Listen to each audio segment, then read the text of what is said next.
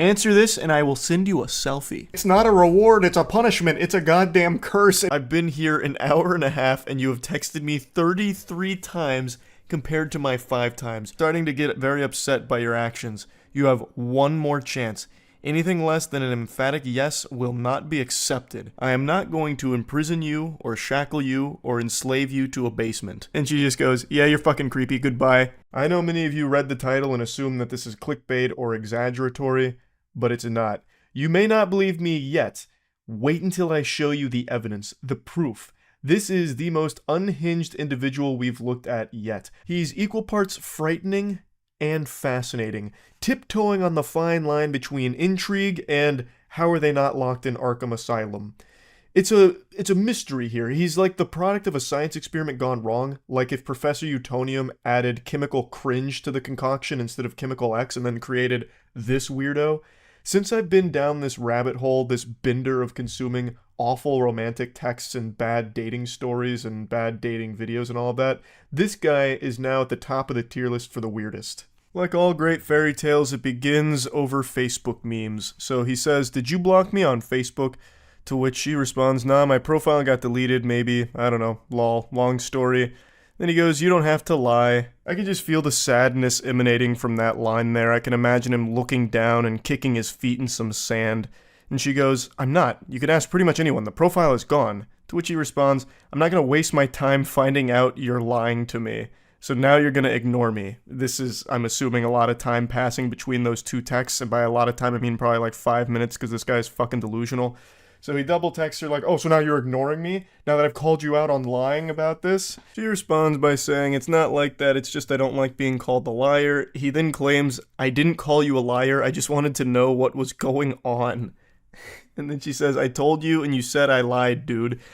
I don't even know why he's trying to pretend that he didn't call her a liar. He can literally look 2 text messages back and see that he point blank blatantly does call her a liar, basically. He's already off his gourd right now. He's fuming because this account that he follows posts memes that he likes and now he doesn't get access to those memes and he's throwing a temper tantrum. But really at the end of the day, it's not so much the memes. He wanted to try and shoot his shot here with the individual who runs the account. He then tries a new angle by going for pity. He's like, oh, I'm sorry. Just been going through shit. That sucks about your Facebook. And then he's able to almost cobble together a normal human interaction here. She goes, shit happens, it's cool. Just been in my head and your memes brighten my day. I got weird because I didn't do anything wrong for you to block me like that. My memes actually got me banned. This reminds me of like the potion seller video on YouTube a while back. You can't handle my strongest potions, traveler.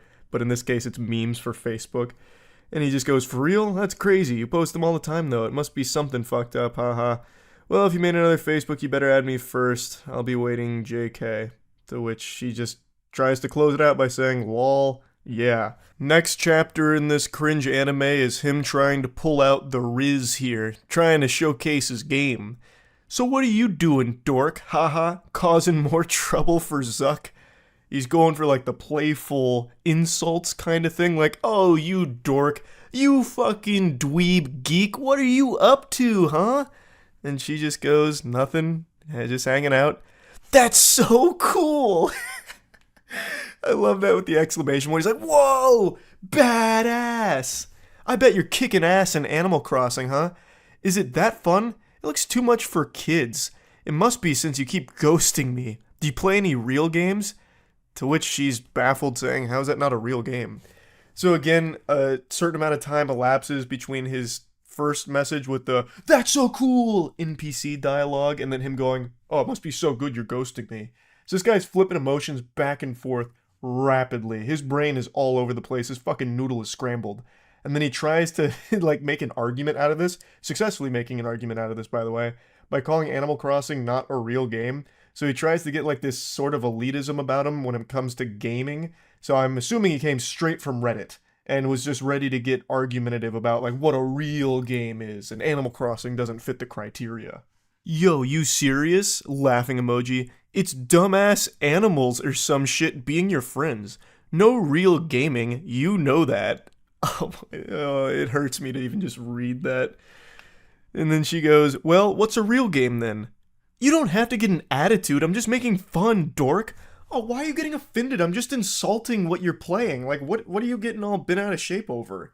Oh, come on, calm down. What, are you on your period or something? Well, why don't you ask one of your dumbass animal friends to help you with it or something? Like, dork. Oh, it's so painful reading this guy's text, and it only gets worse. It gets even more outrageous. But he's so aggressive with everything. It's like he treats a text conversation like it's an active war zone. Rocket League is a way better game than that, but I guess that's not cute enough for you. Yeah, not enough sunshine and rainbows for you girly girls. This is a real man's Battlefield. And speaking of Battlefield, game like Battlefield, Cyberpunk, Far Cry, shit, Madden, that's a sport. And men like me play sports. I could help you play them. What a generous offer from this guy. Wow, tell me you're a basic white guy without telling me you're a basic white guy. You got jokes. Double laughing crying emoji. All that is casual shit. Pick up a real game, get on my level. I really appreciate that now she's just making fun of him directly to his face. I have no doubt she was laughing while writing all this shit just to string him along and continue to watch him embarrass himself like the clown he is. What the fuck are you talking about? I'm playing around, dork. Every game I play is so much more hardcore than what you just said. Witcher, Shin Megami Tensei, fucking Fable even. And that was the straw that broke the camel's back. She started to insult his gaming choice, insinuating he's not playing real games and she's more hardcore. And he does not take kindly to that. Now he gets exceptionally whiny. Why are you being such a bitch? I'm literally trying to have a convo, that's it. And oh brother, it's the worst conversation ever attempted. I feel like I should have blocked you even if I did have Facebook. You're insulting my game choices. Which is all he's been doing is just insulting what she plays. I don't know why he thinks it's just some like normal conversation. And he keeps calling her a dork like it's straight out of Ed, Edd n Eddy or something. I don't know what he was expecting.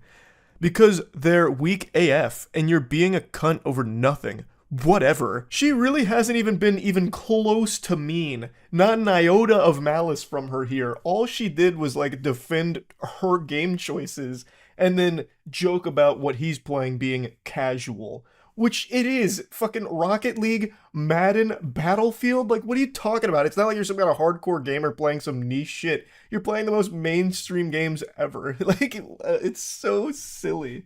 I don't know why he thinks that she's some supervillain that's just been doing nothing but belittling him. He started it, and she's not even doing anything mean. Does your mom know you talk to women like this? My mom won't around. Why, TF, you bringing that up? That checks out. You have zero respect for me or anyone. You're just a fat bitch who does nothing and leads people on. You're nothing. Fuck you, I was being nice. If this is him being nice, I am so curious to see what him being mean looks like. He immediately just breaks down into his fucking soiled diaper meltdown. You're a fat bitch! And he keeps using the wrong "you're." He never even accidentally gets the correct form of "you're" in any of his statements here, which grinds my ass a little bit. But then he's like, you just lead people on. What? How? How did she lead you on? By responding to you? Granted, this is probably the first woman that has ever responded to a text message from this guy, so maybe that's, like, where things got misconstrued. He thought that since she responded to his initial message, she must be interested. This is so baffling, it's making my voice crack. My vocal folds are freaking out, because it's so odd that someone could have a rotted brain like this. No wonder you can't get a boyfriend, bitch. I don't settle for trash like your baby moms. You called me a liar, shit on my games, play even more trash games. At least they gettin' dick, unlike your fugly ass. You have no idea what you do. What does that mean? You have no idea what you do? I don't even understand what that statement's supposed to mean. Bet you have fucking herpes, you fat piece of shit. How many kids do you have custody of again, lol? How many of your boyfriends died? Which, I'm guessing these two must know each other through Facebook mutuals or something, so he must see, like, some of the stuff that she posts, because that sounds legitimately extremely personal, and if that is a real situation that one of her partners died, that is one of the most vile fucking things you can say to somebody, and this guy is an irredeemable, insufferable piece of shit. Wow, so this is what you do to get girls? Insult them? Again, I was playing, but you had to be a cunt. What do you mean you were playing? Your whole thing was just being aggressive from the start by just constantly spamming the word dork while insulting her playing Animal Crossing. She then continues to just take the piss, so she goes, okay, I'm sorry, I've been going through shit too. How are you at Rocket League anyway? And then immediately he just simmers down, he's back to like, good boy status. I understand, I'm sorry too. Going caveman mode. I'm pretty good, I can show how to level up. What's your ranking? Platinum. So you're mediocre at best. I'm fucking Plat 2 and Diamond 2. And I'm trash. In Rocket League, Plat isn't very high. That's where the majority of players end up. So he's not good. He's not good at all. What's your gamer tag? Why? So it also seems like he's lying about this because no sensible person would brag about being Plat in Rocket League. So she's starting to catch him on a bluff where he's puffing out his chest and just lying about his Rocket League rank, which is even more pathetic. I want to see for myself. What console? What's the matter? You don't have an Xbox. I play on Switch. It's on all consoles. So he's starting to sweat a little bit like he's pressed against the wall. My gamer tag? Why? Why? Why do you want to know that? He tries desperately to turn this around into a situation where they can see each other, which sounds like it'd be downright dangerous to be around this guy. Why don't we hang and I can show you? What's your tag? I got trust issues. It's not that big of a deal. I mean, yeah, what is your gamer tag? It shouldn't be an issue, right? You're Plat in Rocket League, you're a big guy, a big man. What's the gamer tag? What do you mean you got trust issues? Again, ignoring that. I'm just curious, it seems like you're lying. I'm not. And then she drops a meme. It smells like bitchin' here. Which is just genuinely a normal, silly meme. It's not even like mean. If anything, it's clearly meant to be like a joke. And for some reason, this sets him off in the biggest way yet. A fucking atomic bomb in his brain here. And he unleashes the Godzilla heat breath. Cunt. Fuck you. Fat piece of shit. You have no idea who you mess with. Go die. Everyone at Dress hates you and thinks you're a slut. I thought differently. Wanted to give you a chance. I thought you were a nice girl and want to be your friend. I'm sure this was the best way you can do it. By the way, I have a fresh meme. Taking care of my kids, lying to women about my Rocket League rank. So she's just dropping some memes on him at this point here, just adding insult to injury. To which he responds, just kill yourself already.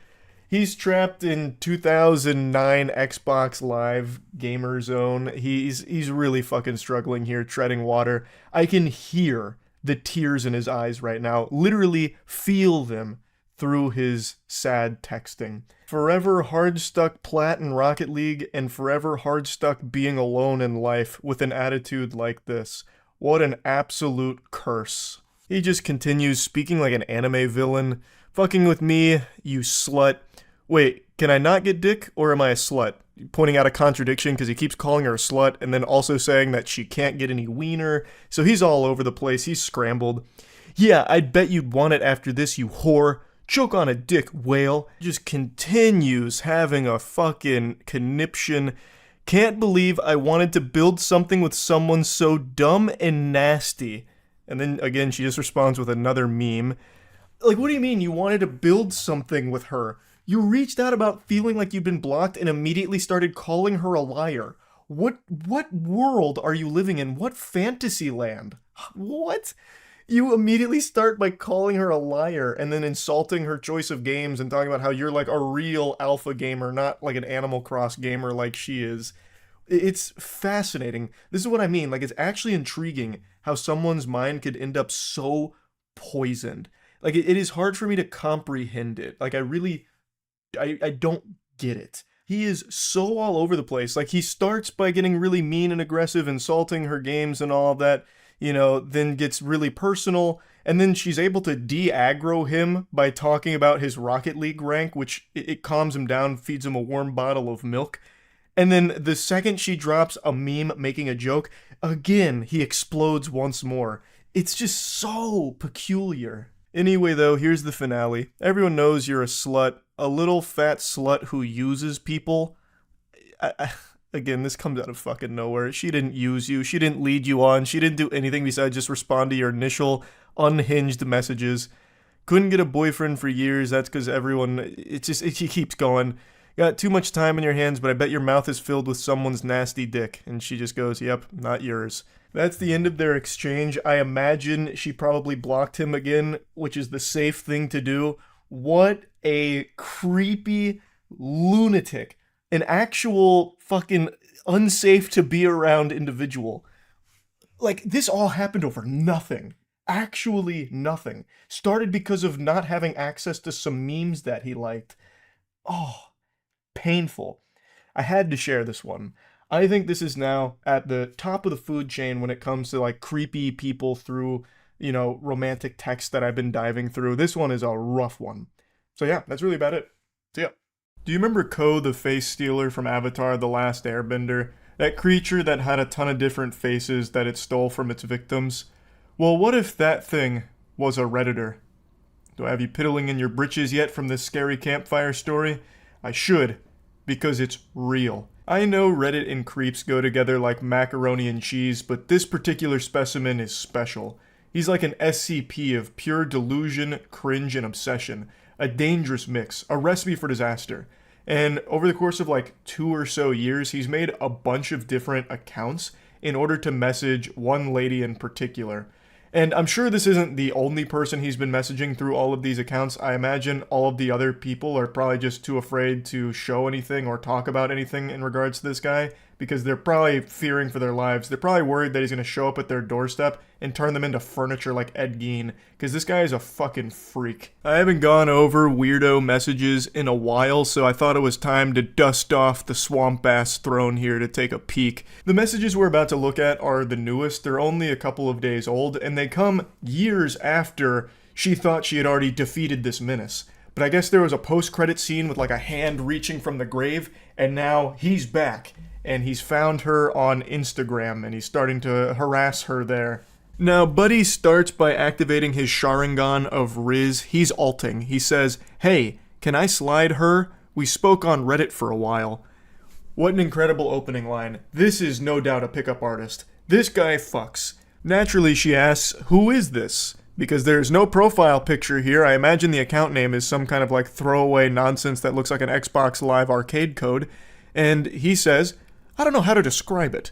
It was also some time ago, but you have a great profile, ha ha ha, and amazing highlights. You seem very outgoing." Weaving a bit of mystery in there. This guy's good.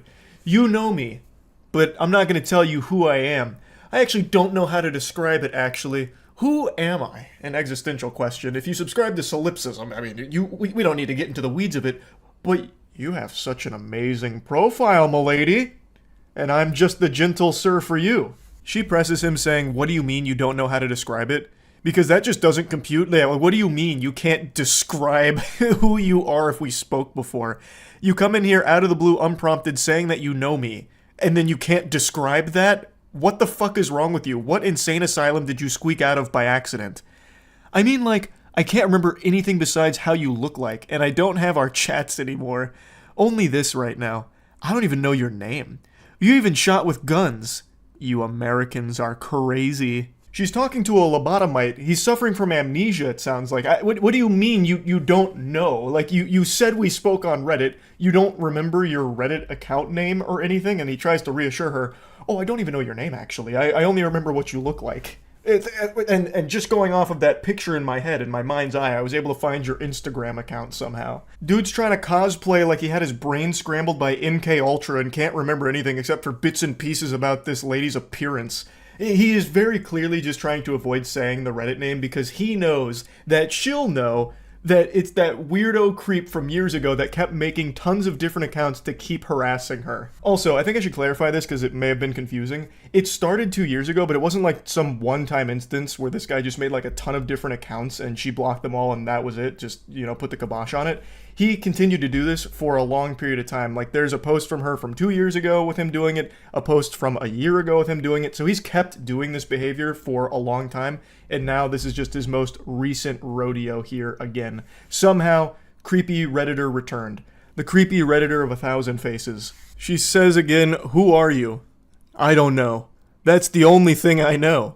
Maybe I told you my name and you'll remember. It's blank." I imagine whatever name he gave right there isn't his real name. He probably just dropped an alias or just a fake name that he probably thought sounded cool. I bet my sweet Bippy that he just chose a name that he lifted from anime. "Oh yeah, it's me, Thorfinn. You don't remember anything, do you? And what's your name? Sorry, but I forgot." What do you mean you don't remember anything? You've given her no information. What the fuck are you talking about? What is she supposed to be trying to remember here? You are a complete stranger who hasn't even left like a single fucking breadcrumb to piece this puzzle together. She says, "What's your name on Reddit?" Point blank. That should be super easy to answer. And he goes, "Wait, let me think. Actually, it could be, I don't remember. Damn, it was so long ago. I don't know, I can't see the chat. I think you blocked me. But still, you are a bigger red flag than me." Oh boy howdy, he just dropped a bombshell and immediately goes on the defensive. "I think you blocked me. But it's because you're a huge red flag and you were intimidated by my overwhelming masculinity and the very strong jawline that I have. I've been mewing a lot. You were the problem then, but I'm willing to forgive you. I just don't remember what my Reddit account was. I'm sure you block a lot of people, so this probably wasn't like a dead giveaway, right?" "I blocked you? This is why you won't tell me your name." "I don't know, I am not that familiar. I don't see the chat, and a bit of time has passed. You're from the US, right?" "I am from Europe." I don't even know what this strategy is here. "I blocked you?" I don't know. I'm not familiar. It's a lot of time has passed. "You're from the US, right? Hey, did you know I'm from Europe?" Said no European ever. Usually, if someone's going to talk about where they're from, they're not just going to say the whole fucking continent. So I'm starting to highly doubt that this guy is actually from Europe. He's probably just in the US and making shit up here. I don't really get what he's even trying to accomplish. It's just so weird. Like, it's not even like flirting or anything. It doesn't do anything. It's actual just like it's like NPC dialogue in a video game that you'd hear in the background that's malfunctioning.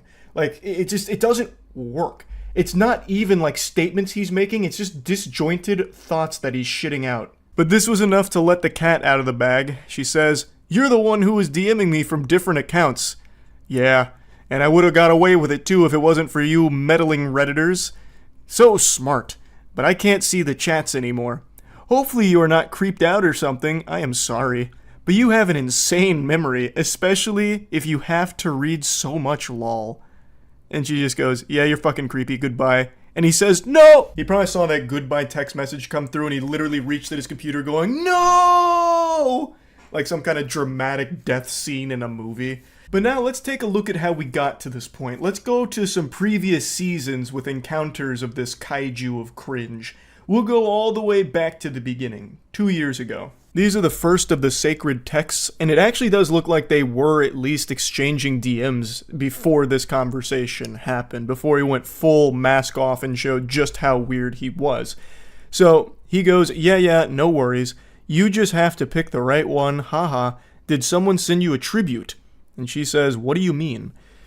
Now, if you've been around the cyberspace for as long as I have, you immediately know what he's talking about. He's talking about a cum tribute. That's something that only the most deplorable of degenerates engage in, where they come on someone's picture, or they even do it to figurines too, where they put them in a jar and then come on it, or sometimes they don't even use the jar. They go no props, they just do it raw. And that is what he is talking to her about here. This guy is so brain rotted that in the middle of like what seems to be some kind of conversation between these two, he starts talking about cum tributing to her.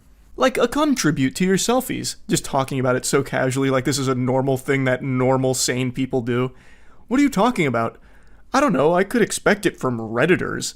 I love that he tries to talk down on Redditors. He is literally like the quintessential Redditor that people make fun of. I'm so confused. What are you talking about? Like coming to your selfie and sending it to you. Or was that too much? Why would you even say that? Boredom, I guess? That's dangerous. I don't know. I finished studying and I am waiting until I meet friends of mine. He is trying so hard not to seem like a fucking loser, so at the end he's like, oh, I don't know, like something Redditors would do. I'm not like one of them. I'm just kind of bored, I was studying and now I'm waiting for my friends to come over. I got like 50 friends coming over because they wanted to hang out and like smoke cigarettes with me and shit because like that's kind of what we do, and then maybe I'll end up having a threesome tonight, but I kind of just want to talk to you about all this splooge news, you know what I mean? But yeah, I'm just kind of hanging out is all. Now, apparently she blocked him after that. I can't imagine why. And he was just as perplexed as I am. His confusion was so strong that he made a new account to message her again and try and get to the bottom of this mystery. Come on. And then I think he says her name there. Like, I am not doing anything, just being high. Like, come on, you can't get mad at him just for being high and talking about cum tributes. Like, what the fuck? Like, come on, I have a soul. Are you serious? You text me from a new account? You're the creepiest person I've met on here. Seriously. It's getting weird, yeah, but I enjoyed talking to you. Please stop. Send a selfie. I will also send one. No, fuck you. No! I don't know. I think we could have a good chat. Dropping his signature classic, no! Right before being blocked. I like that. I like how he says that they could have a good chat if given the chance. But it seemed like they were chatting, and then things just went off the rails, completely unhinged, with him bringing up busting a load, like tributes to her. I don't know what he expected. I don't know why he thinks that's something that's normal. And he also just in the middle of this asks for a selfie and then tries to bargain by saying, I'll give you one. Like, you know, if you show me yours, I'll show you mine. Come on, this is a great deal. Show me a selfie and I'll give you one. I know you really want one. Come on. Like it's some kind of gift. It's not like she's asking for a selfie. Nobody wants that. And there's no doubt in my mind he was just going to send some random person's picture. He probably would have chosen like Henry Cavill, like, surprise, it's been me, Henry Cavill, this whole time. Don't you feel silly for blocking me on the other account? All right, now let's talk seriously. Because this guy's probably like, I think he's probably on the much older side of things, just judging by the way he talks. And he has just been so poisoned by being just glued to Reddit that certain things on there, like tributes, he thinks are like normal things that younger people do. So after a couple blocks, he sends another one here from a new account, and it says, okay, will we talk if I send a selfie? Please, I want to prove to you that I am a 20-year-old chilled dude, actually also a romantic. And are you actually doing fitness? Answer this and I will send you a selfie. Nobody fucking wants a selfie. It's not a reward. It's a punishment. It's a goddamn curse. And he keeps saying it. Like, look, if you just answer these questions like, are you into fitness? I'll send you a selfie. You've been begging for one. I'll do it. And please send me one. Come on, it's that easy. He just keeps mentioning that he'll send a selfie like, will we talk if I send one? Will this get you to finally open up to me? Fine, I'll give in and send you one of these, I suppose. Fuck, man, it's so weird. This dude's made a ton of accounts just to keep doing this to this person. And again, I imagine many others, but this is the only text from him that I can find thus far. It's so creepy. I always just find it fascinating how someone like him can exist. You can read these. Like, he's seeing the same messages we are, but to him, it's fine, and she's in the wrong. He even calls her a big red flag. It's fucked up. But yeah, I wanted to talk about this a little bit. Been a while since we checked out some classic creepy messages, and that's about it. Nobody likes a cheater. Whether it's video games, sports, or relationships, it's one of those universally hated things by everyone across the globe. Kind of like cockroaches. And in 2015, it was the worst recorded year in history to be a cheater, because that was the year of the infamous Ashley Madison data breach. Ashley Madison is a website that's used for facilitating cheating. Its slogan is "Life is short, have an affair," so it was mainly for married individuals to find people to cheat on their spouse with. And in 2015, they were hacked, and the hacking group threatened to release their users' identifying personal information, which would undoubtedly ruin their relationships once it was released to the public. The way I've always pictured this unfolding at the Ashley Madison headquarters is a lot like the climax of a CIA espionage spy movie or something, where like, oh my god, we're about to get burnt. All of our undercover operatives are about to have their identities leaked. But in this case, the secret identities are just shitty goobers that are cheating on their significant others behind their back. Now, Ashley Madison did survive this. The users came flocking back, probably because they had nowhere else to go since their relationships burned to the ground under their own hand and their own sins. And that brings us to today. Ashley Madison plays a central role in the story I want to cover. This is an exchange between a 26-year-old woman and her 28-year-old boyfriend, and she just found out that he had an Ashley Madison account 6 months ago, and this is her confronting him with that cold, hard fact. So she sends a screenshot of Ashley Madison, to which he responds, huh? Like a cartoon character. Like in my head, the way he said that is like Tim the Toolman Taylor out of Home Improvement. Huh? And then she just goes, nice. And then his response is 2 laughing crying emojis. What's up? He uses the laughing crying emojis a lot during this conversation. It must be not only his favorite emoji, but his favorite thing in the world. He can't stop laughing and crying here. He's like the fucking Joker or something, I guess. Because every single thing he says throughout here uses those emojis pretty much. It is so fucking annoying. Just an absolute insufferable douchebag. So she says, you tell me, and he goes, tell you what? He's trying to play dumb like he has no idea what's going on. Ashley, who? Like, he's acting like he's been hit by the orb of confusion out of SpongeBob. It's fucking ridiculous. She clearly knows what you've done. Like, I don't know why he's even trying this angle. Like, he's too stupid to process what's going on. You've lost your mind, babe. What is all this about, huh? What's all this commotion, this mumbo jumbo? She clearly knows. It's fucking annoying reading this guy's text messages. Like, it reminds me of when I played that AI interrogation detective game where you just get nowhere when talking to the AI because it's not quite sophisticated enough, so you get locked in an endless loop. She is speaking to a brick wall of stupid. And then she just goes, or don't, I don't care, I'm done. And his response to it is just truly unhinged. So he goes, LMAO, because you know he can't stop laughing about it. He is cracking up right now, slapping his knee. This is the best comedy he's ever seen in his life. What are you going on about? Period got you tripping? That is fucking wild. So he's trying to like gaslight her or make her feel like she's insane for even thinking Ashley Madison had anything to do with him in any way. He's trying so hard to try and like push this on her like, oh wow, did you forget to take your normal pills today, babe? Oh goodness gracious. Here, let me go get your prescription here so you can come back to reality instead of whatever fantasy you're in here about Ashley Madison. I don't know what that is. Like, this is what's happening here? What's going on? Your period come up or something? You're delusional. So she replies no, and then he goes, and then are you going to explain what you sent me? Like, what do you mean? You clearly know what she sent you. Fuck, it's so frustrating just reading this guy's texts. So she goes, there's really nothing for me to explain. You're the one playing dumb. Immediately calling his bluff on this. He is legitimately just playing the dumbest man on the planet right now. And he continues to double down on it. Playing dumb about what? I'm confused. And then she goes, you're not confused, lol, and then drops his username, I think, and I can only make out the last part of it, but there's a 10 in there. I'm guessing because every other variation of his favorite Xbox gamer tag was taken, so he had to throw on some numbers at the end. So not only was he at least trying to cheat on his girlfriend, he was doing it under the screen name that a 12-year-old would use in World of Warcraft. That's so fucking cringe, Jesus. And then he goes, laughing, crying emoji. Wasn't that one of those websites you tried to join when you were looking for a sugar daddy? And I said, fine, I'm gonna look for a sugar mama then. Laughing, crying emoji. Now, that little tidbit of lore is never addressed in the text messages again because he double texted her right after that. So, the original poster expanded on it in the comments. Apparently, this was a joke the two of them made a while ago about her looking for a sugar daddy and him looking for a sugar mama. But she allegedly never did anything with that, and she assumed he also didn't do anything with that because it was just a joke they shared.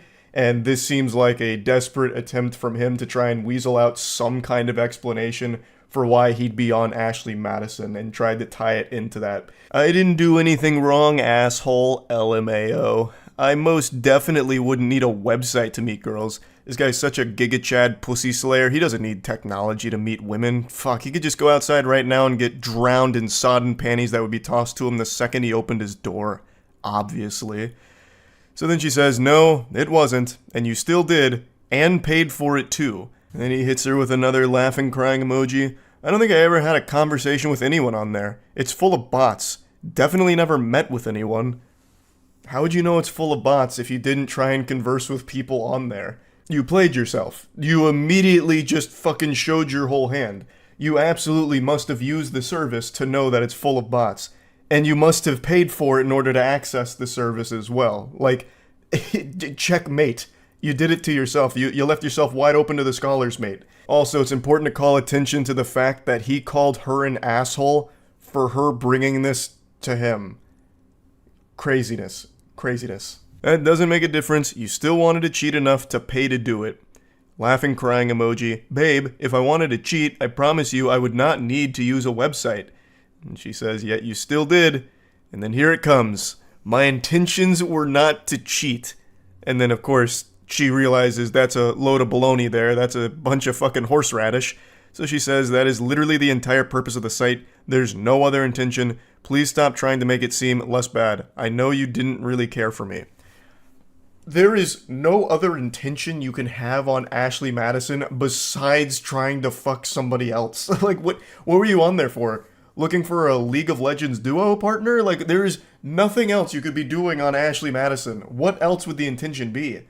You needed someone to grade your poetry or something? Like, there is nothing else. And he knows that it's an impossible angle that he's trying to play here because he doesn't even bother trying to expand on it. No, listen, darling, my intentions weren't to cheat. In fact, they were actually quite noble, and here's why. Like, he didn't even bother. He's just like, hey, I wasn't there to cheat. Just take my word for it. So he finishes it off by saying, doesn't mean that was my intentions though, but LMAO, babe. I definitely care about you, jackass. Like, he's trying to be like somewhat playful about it and try and like minimize the severity of what he's done or attempted to do. He's just like, LMAO, babe. You jackass. You silly salamander. Oh my goodness, pumpkin pie. Come on, you know I care about you. I was just thinking about how I missed you earlier before you called. I couldn't cheat on you, honey. I was actually just thinking about you right before you called. Like, I was actually thinking about you. How could I possibly have cheated on you if I just thought of you, right? Like, come on, you're being ridiculous. Calm down, calm down. It's not a big deal. A super innovative and interesting strategy from him that did not pan out well at all. This is where the relationship ended. Cheating will usually put the kibosh on a relationship, as well it should. So yeah, I just wanted to kind of share this story with all of you here. I know my calm, composed, stoic demeanor may not give you any clues or hints at my internal struggle, but trust me, right now, I'm spiraling. I'm falling down a dark path I swore I'd never walk again. Like a former addict who finds the pipe once again, I have found my long since abandoned drug. I have become hooked on reading horrible text messages from dudes trying to get laid again. It's been many moons, and some of you who have been around the channel for a while may remember I've made a lot of content covering horrible pickup artists, as well as horrible text messages with self-proclaimed nice guys who are one gentle no away from letting the demon out and just flipping the switch to a full-blown conniption. Like, the word boyfriend would be, a Winter Soldier event that would have them just go ballistic. And I've made quite a bit of content, both laughing at the absurdity of it, as well as using it as an educational tool, like, hey, don't be like these goobers. But over time, I started kind of petering out from doing that, because I just made so much of it, and I stopped indulging in that kind of content until recently. I could only fight the urge for so long. The werewolf is coming out. It's a full moon, and that moon is nothing but fucking cringe. I saw some text messages today that I've just gotta go over. Now, before we embark on this journey together, it's important that I let you know that these are two college students. As we go through this, you'll probably assume that it's two 13-year-olds, but that's not the case. These are two college students that worked on a group project together, and now we're coming in after the completion of the project. So, they say, I just emailed Professor the final draft, so we should be good. To which the poster says, yay, and then sends a meme, go team. I really enjoyed working with you. You seem like a very sweet and smart girl, and I'd love to take you out sometime. To which they say, that's very kind of you, but I have a boyfriend. Oh boy. She said the phrase, I have a boyfriend. There is no phrase more powerful in the English language than that. The strongest sentence ever constructed. That's like the nuclear bomb here. I have a boyfriend is a phrase, nay, an incantation, more powerful than Avada Kedavra from Harry Potter. And it's just been deployed. So you can already start to speculate where things are going to go south. He responds by saying, heh, well thanks for leading me on. Which catches her off guard. She says, I'm sorry, but I don't think I've done anything to imply I was interested in dating you, to which he responds, it's just funny how you never brought up that you were taken until now. Which is an interesting thing to respond with, because that makes it seem like he expects every girl that's taken to immediately state that upon starting a conversation with a man. Like they need to wear some kind of sign or some kind of label on their forehead that says, currently in relationship, not available, thank you. Try again at later date. Although she does say that she mentioned her boyfriend. Actually, I did. When I was at your house, I told you my boyfriend was picking me up. Which he's able to counter beautifully by saying, I thought you meant a boy that you were friends with. Because why would you go over to a guy's house if you're dating someone? And she says, because you offered to host and we needed somewhere to work on our project together, my boyfriend knew and didn't care because all we were doing was working. I'm sorry if I did anything to give you the wrong idea. And then he says, you let me buy you a pizza. Now, admittedly, I understand where the guy's coming from here. We all know about the law of equivalent exchange thanks to Full Metal Alchemist, and we have something like that in the real world. If you buy a girl a pizza, she is obligated to have sex with you. It's the pussy for pizza transaction. It's as old as time itself. So the fact that he was able to buy her a pizza and he didn't get his winky stinky is shocking. But yeah, anyway, he seems to really put a lot of stock in the importance of that pizza, like that was going to carry them all the way to marriage, like this is a moment she'd remember for the rest of her life or something, that pizza that he bought her. But I'd like to backtrack a bit just briefly. Let's go to the previous chapter where he said, I thought you meant a boy you were friends with, because why would your boyfriend be okay with you going to a guy's house to work on a project? And I feel like that's a dogshit perspective that's not unique to just this guy in this situation. I've seen a lot right now where people work under the assumption that if your significant other is doing anything in any capacity with someone of the opposite sex, it means that they're unfaithful to you and they're cheating. But I just don't really subscribe to the belief that most normal, sane people think that way. Of course, there are extenuating circumstances to that, but in this scenario, and in most scenarios like this, where it's just she's working on a group project with a classmate, I don't know why you'd immediately jump to, she must be a whore who's going behind my back to fuck this one goofball in her class and pretending that they're working on a group project. I just don't think that's something most ordinary people jump to immediately, and in this case, the guy views it as weird that she ever even agreed to go to his house to work on this group project if she was in a relationship, but I just don't understand why that would be viewed as weird. Like, where else are they going to do it? Like, if they go to her place and do it, it's the same problem, right? Now, she has invited a guy over to her house and she's in a relationship to work on this group project. Wouldn't that be the same issue? Or if they go somewhere in public and do it, like a fucking Starbucks or whatever, it's still the same issue. Like, oh, now they went to a public place where people go, like, on dates sometimes to do this group project. So you can always make that argument no matter what. So just, I don't know, it just doesn't compute with me. But anyway, back to the pizza. I offered to split when you told me you were ordering a pizza and you said it was your treat.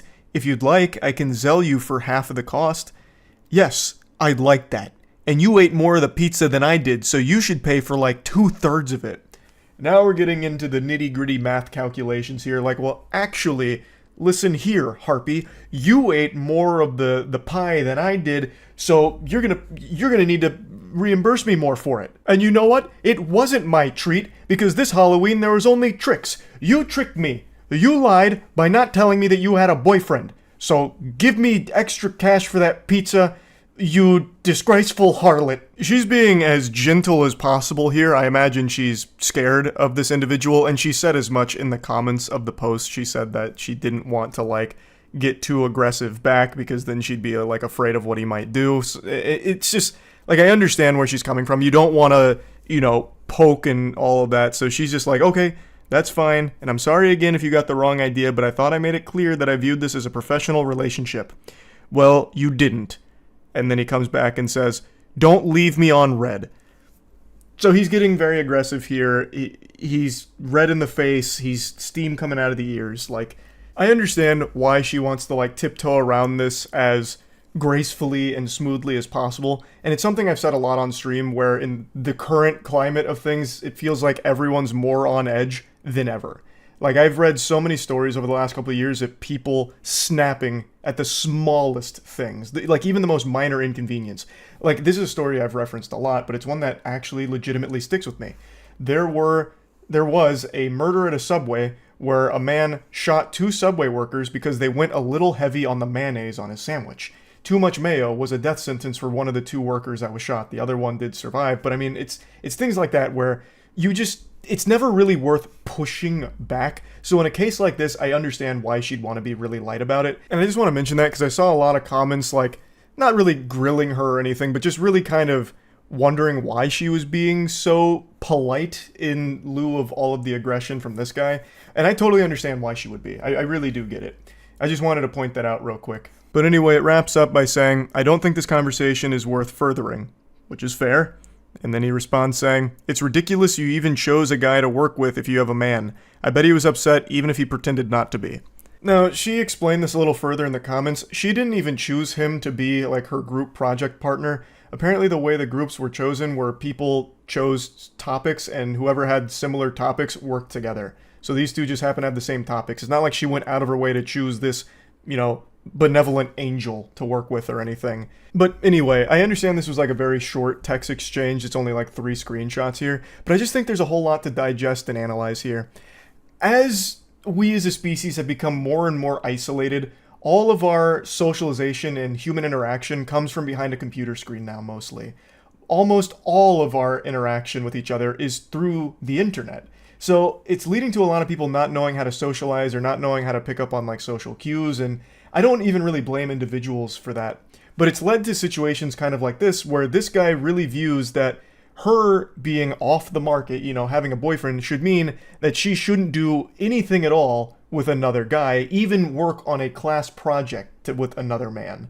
And also, something as simple as buying a pizza shows some kind of romantic interest between the two of them, some kind of mutual romance. So when it turns out that she wasn't interested and it leads to a rejection, it's something that he doesn't know how to handle appropriately. And overall, it is just pretty sad. Yes, it is like equal parts entertaining with some cringe text messages, of course, but at the core of it, there is a problem where people aren't going out in the real world and making genuine human connections. It's all through computers. So when you are in the real world with real humans, you don't really know how to handle things super well. So something as simple as getting like a rejection is a much bigger deal than it used to be. And overall, like I said, it's just kind of sad. I wanted to just talk about these text messages because I got real deep on why. Why would this be the response to something so simple? And of course, the text messages are very silly, like with the whole fucking pizza side quest thing. But anyway, yeah, I just wanted to talk about it a little bit. Hello, and welcome back to Weirdos in the Wild. The best way to start your morning is with a big frown on your face, so get ready to wear that with pride. We've got some really interesting specimen here today, so let's go ahead and take a peek at our first one. Our first journey begins with a cold call here like a telemarketer. This guy reaches out saying, hey, remember me? And get used to seeing me spelled that way, because he only speaks about himself as if he's talking through the We Me channel from back in the day. And she responds by saying, hey, I think so, from blank, which is middle school. So they knew each other in middle school, and I'm assuming it's been quite some time since then, because then a couple months later he reaches out again saying, hey, you have kids yet? It's already off to an odd start. They're clearly into their adult years here, and this guy's thinking about her from middle school, and then reaches out a couple months after making initial contact just to ask if she has kids currently. And it only gets more strange from here. She responds saying, hey, I don't have kids yet, why do you ask? He goes, just asking, you have a boyfriend? I do have a boyfriend. Do you have a girlfriend? Can I tell you something? And that's how you know this is about to go straight into the shitter here. That question, can I tell you something, always seems to precede the most foul thing you'll ever hear in your life. I've read so many of these texts and watched so many bad romance videos recently that this is one of the more concerning questions you could be asked. Can I tell you something? Or some variation of it. I'll also just never understand the purpose of typing something like that. Just fucking spit it out. Say it with your whole chest here. What's the point in acting like some kind of shy anime girl? Oh, can I tell you something? Like, what's the response going to be to that? No? You've made it impossible for someone to shoot that down because then the conversation immediately gets hostile. So everyone has to say like, yeah, I guess you can tell me something. So just do it. Rip the band-aid off. You're going to say something ridiculous anyway. Just say it without asking for permission because we all know you're just going to fucking blabber about it anyway. She says, yeah, what's up? However, even if she declines saying, no, you can't tell me anything, leave me alone, bozo, it wouldn't have stopped this maniac. He goes, no grill frimmed, So I believe he has entered this like flow state of horniness and it's clouding his vision so he can't type properly. When we was in middle school, I wanted period to do this to you, and accidentally drops like a fucking hyperlink here. Do what? Like, when you were in skirt, I want to make you mine. Hope you don't get mad. What an outrageous creep. Hey, was just thinking about you in middle school, and how in middle school I wanted to make you mine. Don't get mad at me, tee-hee. Clearly caught off guard and uncomfortable, she goes, it was a long time ago, no reason to get mad. And I think this emboldens him because she says, there's no reason to get mad. So he starts rubbing his hands together. Oh, okay. And then he sends a message that he deletes. He unsends it. So there was something so bad there that even this shameless sack of cringe was like, ooh, no, that's too far. I'm using my mulligan. So he unsends it.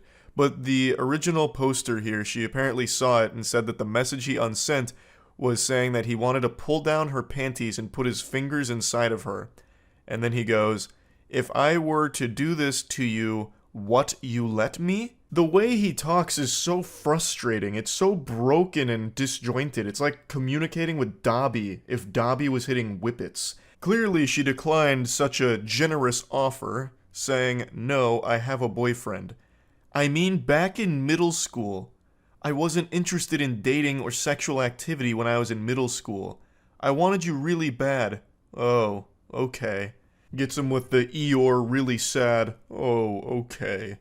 This is the craziest red flag conversation ever. This should be like a self-report straight to the authorities. This man is like dangerous, it seems. Perhaps that hyperlink he accidentally dropped in the beginning was a link to the sex offenders registry with his name and face on it. This is an adult man who's fantasizing about middle school. He's not even saying like, hey, I used to know you back then and had a crush on you. He is literally fantasizing about her in middle school and him wanting to finger her.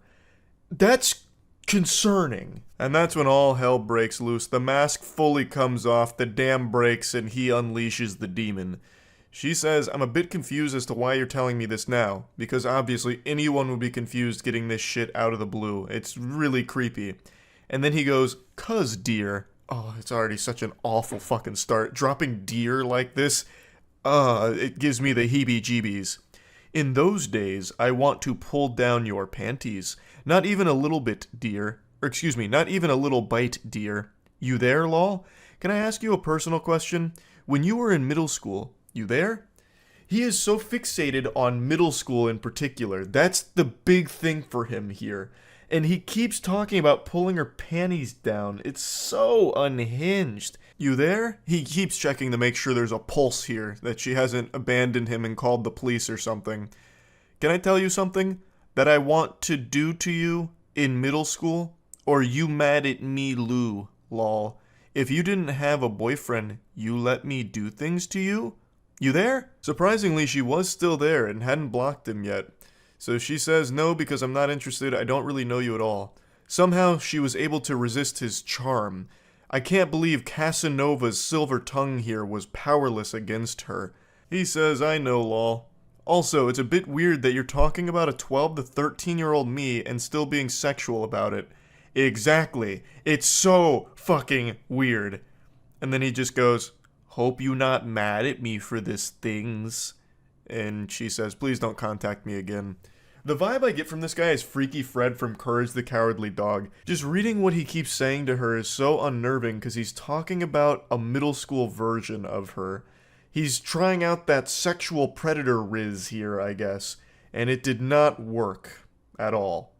I'm gonna bless you with a little bonus one here. Let me show you how not to flirt with someone you're interested in romantically. So it seems like they were talking a little bit before these screenshots were taken. He says, you play video games? Like, other than Candy Crush and Pokemon. And she goes, yep, what gave it away? Cool. Not many chicks that are, like, into real games. This is just your classic flop from a Redditor gamer, bro. Ugh, girls only like Candy Crush or Pokemon, fucking Sims or Barbie Jeep Racing. They don't like real games like me, a fucking man. Call of Duty, Battlefield, Bioshock, big rigs over the road racing, Madden 24. But you're different, m'lady. You're not one of those normal chicks that likes those fake games. You can appreciate these gems that I like. Most chicks can't do that. I don't know why. Must be periods and pheromones or something, but you are rare, m'lady. You like real games. Like, I just don't know why anyone would try something like this. It's just immediately confrontational. It makes you look like a whack loser. And everyone knows it too, so she calls that out saying, really? Gonna try that one? Because it's so pathetic. And he goes, what? It was a compliment. And she just says, whatever. And then that really sets him off. So, a guy who you are already desired to be intimate with gives you a compliment, you get bitchy, and then he doesn't get a response, obviously, and then it comes back later saying, are you ignoring me now? She said, you live in a different country than me. But the fact that he immediately just gets this out of control, like, what? It was a compliment. What? Most girls are stupid. Girls go to Jupiter to get more stupider. You didn't go to Jupiter. You stayed here with me, playing real games. Why are you getting so bitchy about it? I was being nice to you. Oh my goodness, nice guys never win. And now you're ignoring me? Oh god. He also just types like a Redditor, like his response being, why? A guy who you already desired to be intimate with shows you a little affection and gives you a little compliment and you get bitchy? Like, that is the actual quintessential Redditor response right there. Just go full Poindexter on it. A man who you had already desired to be intimate with gives you a compliment. Then the whole conversation goes cattywampus and he decides to bring out the claws and just get mean. You're a fucking cosplay girl. It's not like it's real work. You get paid to be hot for people. And then she just goes, yeah, it's not going to work. Don't text me back. Goodbye. Totally reasonable response. This guy's just immediately shitting on her for nothing she did wrong. She's done nothing wrong at all. This guy's just a loose cannon. Women like you are always so sensitive. I'm just being honest about things. If you can't handle that, I don't think you intellectually compatible with me. Oh, all the Reddit check marks are being ticked right now. I'm very sorry that you feel like I was being mean or sexist or whatever, but I wasn't. I hope you learn to be less bitchy. Men don't like that in women. And you're already past your good years. And they say chivalry is dead. That's how you do it, gentlemen. Excellent work here, and I have no doubt they're getting married soon.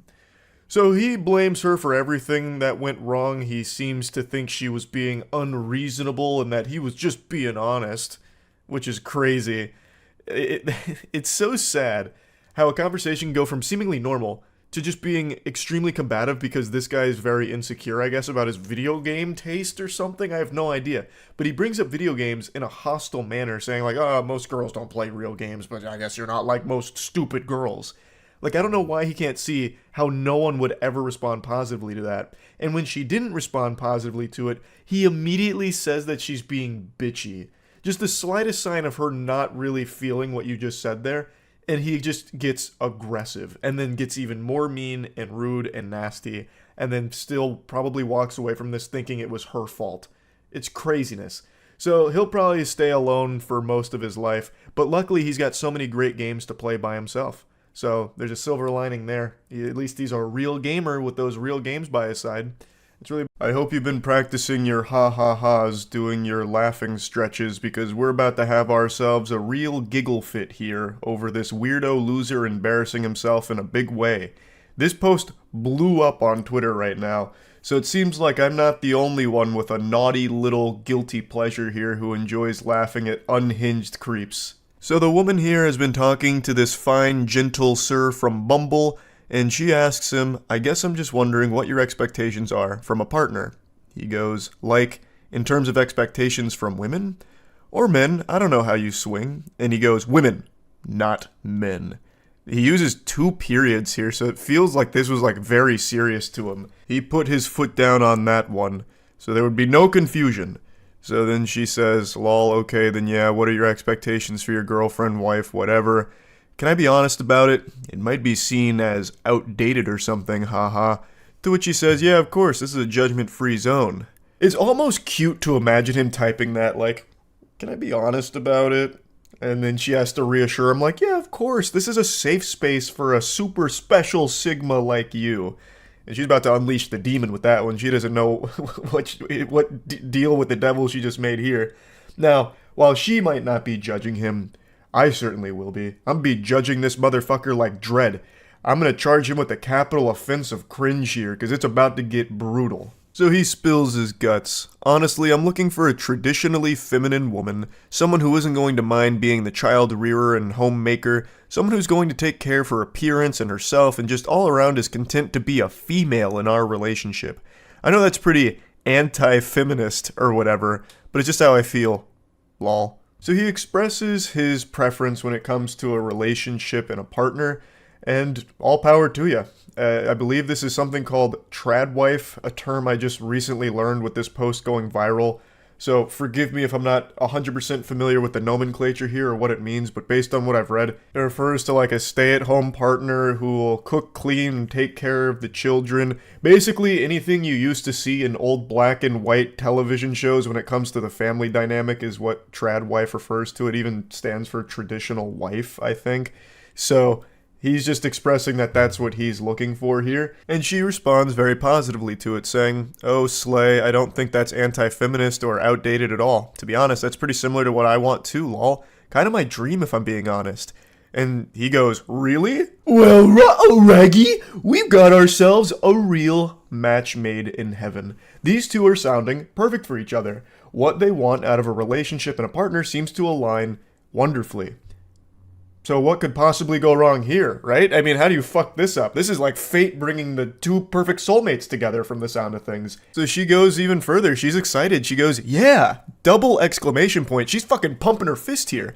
I'd love to be able to focus on making my house a home, working on myself, and just be taken care of without having to stress about expenses or money.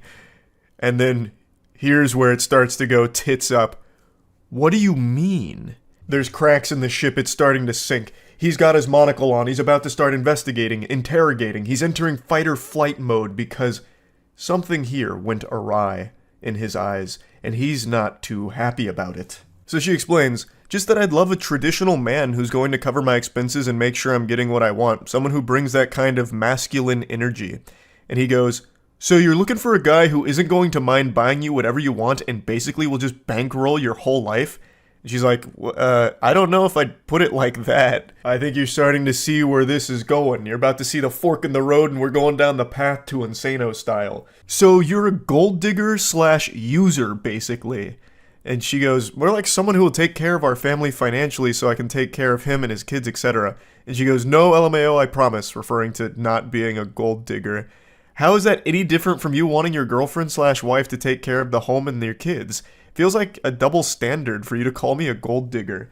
Now let's break this down here and follow the breadcrumbs of his logic. So he wants a stay-at-home wife that will take care of the kids, cook, clean, do laundry, wipe his ass, wipe his tears when he fails his bronze to silver promos in League of Legends for the 50th time in a row. But when she expresses that she'd want a traditional masculine husband that would be working and providing financially for both her and the household, he takes a big issue with that. He starts wiggling his finger. Well, actually, I shouldn't have to do those things. You're a gold digger for expecting that of me. And that doesn't make a whole lot of sense because as the initial tweet points out, he wants a traditional wife without him being a traditional husband. He then goes into a full soiled diaper temper tantrum meltdown. It's not a double standard. It's different because the things that I'm looking for, emotionally stable, takes care of herself, good with kids, are inherently female traits. Good women naturally have that stuff. You're looking for some rich guy who can buy you stuff. That's not naturally part of being a guy, it's totally different. I mean, especially because of how expensive life is in general these days, you think I'm going to be able to afford a $500,000 house on one salary just so you can play dress up and not have to worry about a job? You expect to not contribute to the bills or the cost of living? Fuck you. I knew there was something wrong with you. No wonder you tried to humiliate me at the restaurant. I should have left right then and there. I would bet a large amount of money that that humiliation he's referring to is something extremely trivial that nobody else in the world in their right mind would actually take as disrespectful. I actually guarantee what it is she asked if she could split the bill with him or maybe provide tip on their date at the restaurant. And when she said that, he's like, "Oh, my pride! You think I'm broke? You've humiliated me and the whole restaurant knows it now." But anyway, let's go through this whiny wiener's diary. So he starts, no. Listen here, harlot. These are inherently female traits. Being good with kids, emotionally stable, those kind of things. Being rich is not an inherently male trait. You just want some rich Chad that can buy you everything you want so you can suck all his money out. You expect me to buy you a $500,000 house on a one salary income and you don't have to worry about getting a job so you can just stay at home and play dress up? Which is a wild point to try and make because you are literally asking her to do that. You are telling her you want her to be a trad wife, a stay-at-home partner, and then you're just shitting on her for being a stay-at-home partner, just boiling it down to, you're just at home playing dress up. So you're like belittling her for what you want her to do, blaming her for not contributing to bills or the cost of living or anything when you are literally talking about how you want an angel that'll just be a stay-at-home trad wife. Like, I don't know how he can expect her to be a stay-at-home partner, taking care of kids, clothes, laundry, the household, the day-to-day activities, all of that, and also still having a job on top of it too to provide for herself as well as you. That makes no sense. You'd have to take on the role of the provider. You'd have to put on your big boy pants and really tighten your bootstraps to get a job that would allow you to live that lifestyle, because you would have to provide that in order for your wife to be able to do those things. Because with the expectations you have of her that you express here, she would not be able to get a job on top of all of that as well to help out. That's why the trad wife model also needs the trad husband on top of it that would be providing it. But he is right about one thing. It is nearly impossible to afford a house on a one salary income in today's climate. This is actually something we've talked about quite a bit on stream recently, but the cost of living right now is fucking tragic. It is unbelievably expensive. You'd have better luck winning a house from a game show like Deal or No Deal than being able to afford one with just a one salary income, because the prices are ridiculous right now. It's fucking horrible.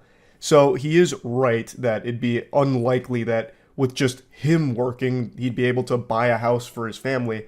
But in that case, he would need to understand that his partner would also be working as well to help with that, thus wouldn't necessarily be able to provide all the trad wife things that he would expect of his partner. So she responds saying, "My guy, chill out, because he is having a conniption right now. I never said I was looking for a rich guy or a 500k house or anything like that, just that I want a guy who can take care of me, especially if I'm raising his kids. How can your dream woman be the homemaker and child rearer if she's also working full-time to pay the bills? I have absolutely no issue with gender roles or division of labor in a relationship, but you're not looking for a traditional woman. You're looking for a maid and nanny who can also help pay your bills." And she is right on the money with that one. Absolutely fucking cooked him with it. That is exactly what he's pretty much describing at this point. He's not really even looking for a trad wife. He's looking for a fucking sex robot, basically, that can double as a basically nanny. So someone who's going to take care of the kids, take care of the entire household, but then he can still come home and stick his pathetic cock in and then call it a night with a brewski and passing out on the couch. And this is when the wheels fully come off. Fuck you! Just say you were only interested in me for my money. Next time you match with some sucker, tell him that up front so he doesn't waste his time with you. And then she says, "I paid for last night, my dude." So that must be the humiliation he's referring to. She paid for the meal that they ate together, and he still is fuming about it. He's still just fucking steam coming out of his ears about it. And then she goes, "What do you mean interested in you for your money?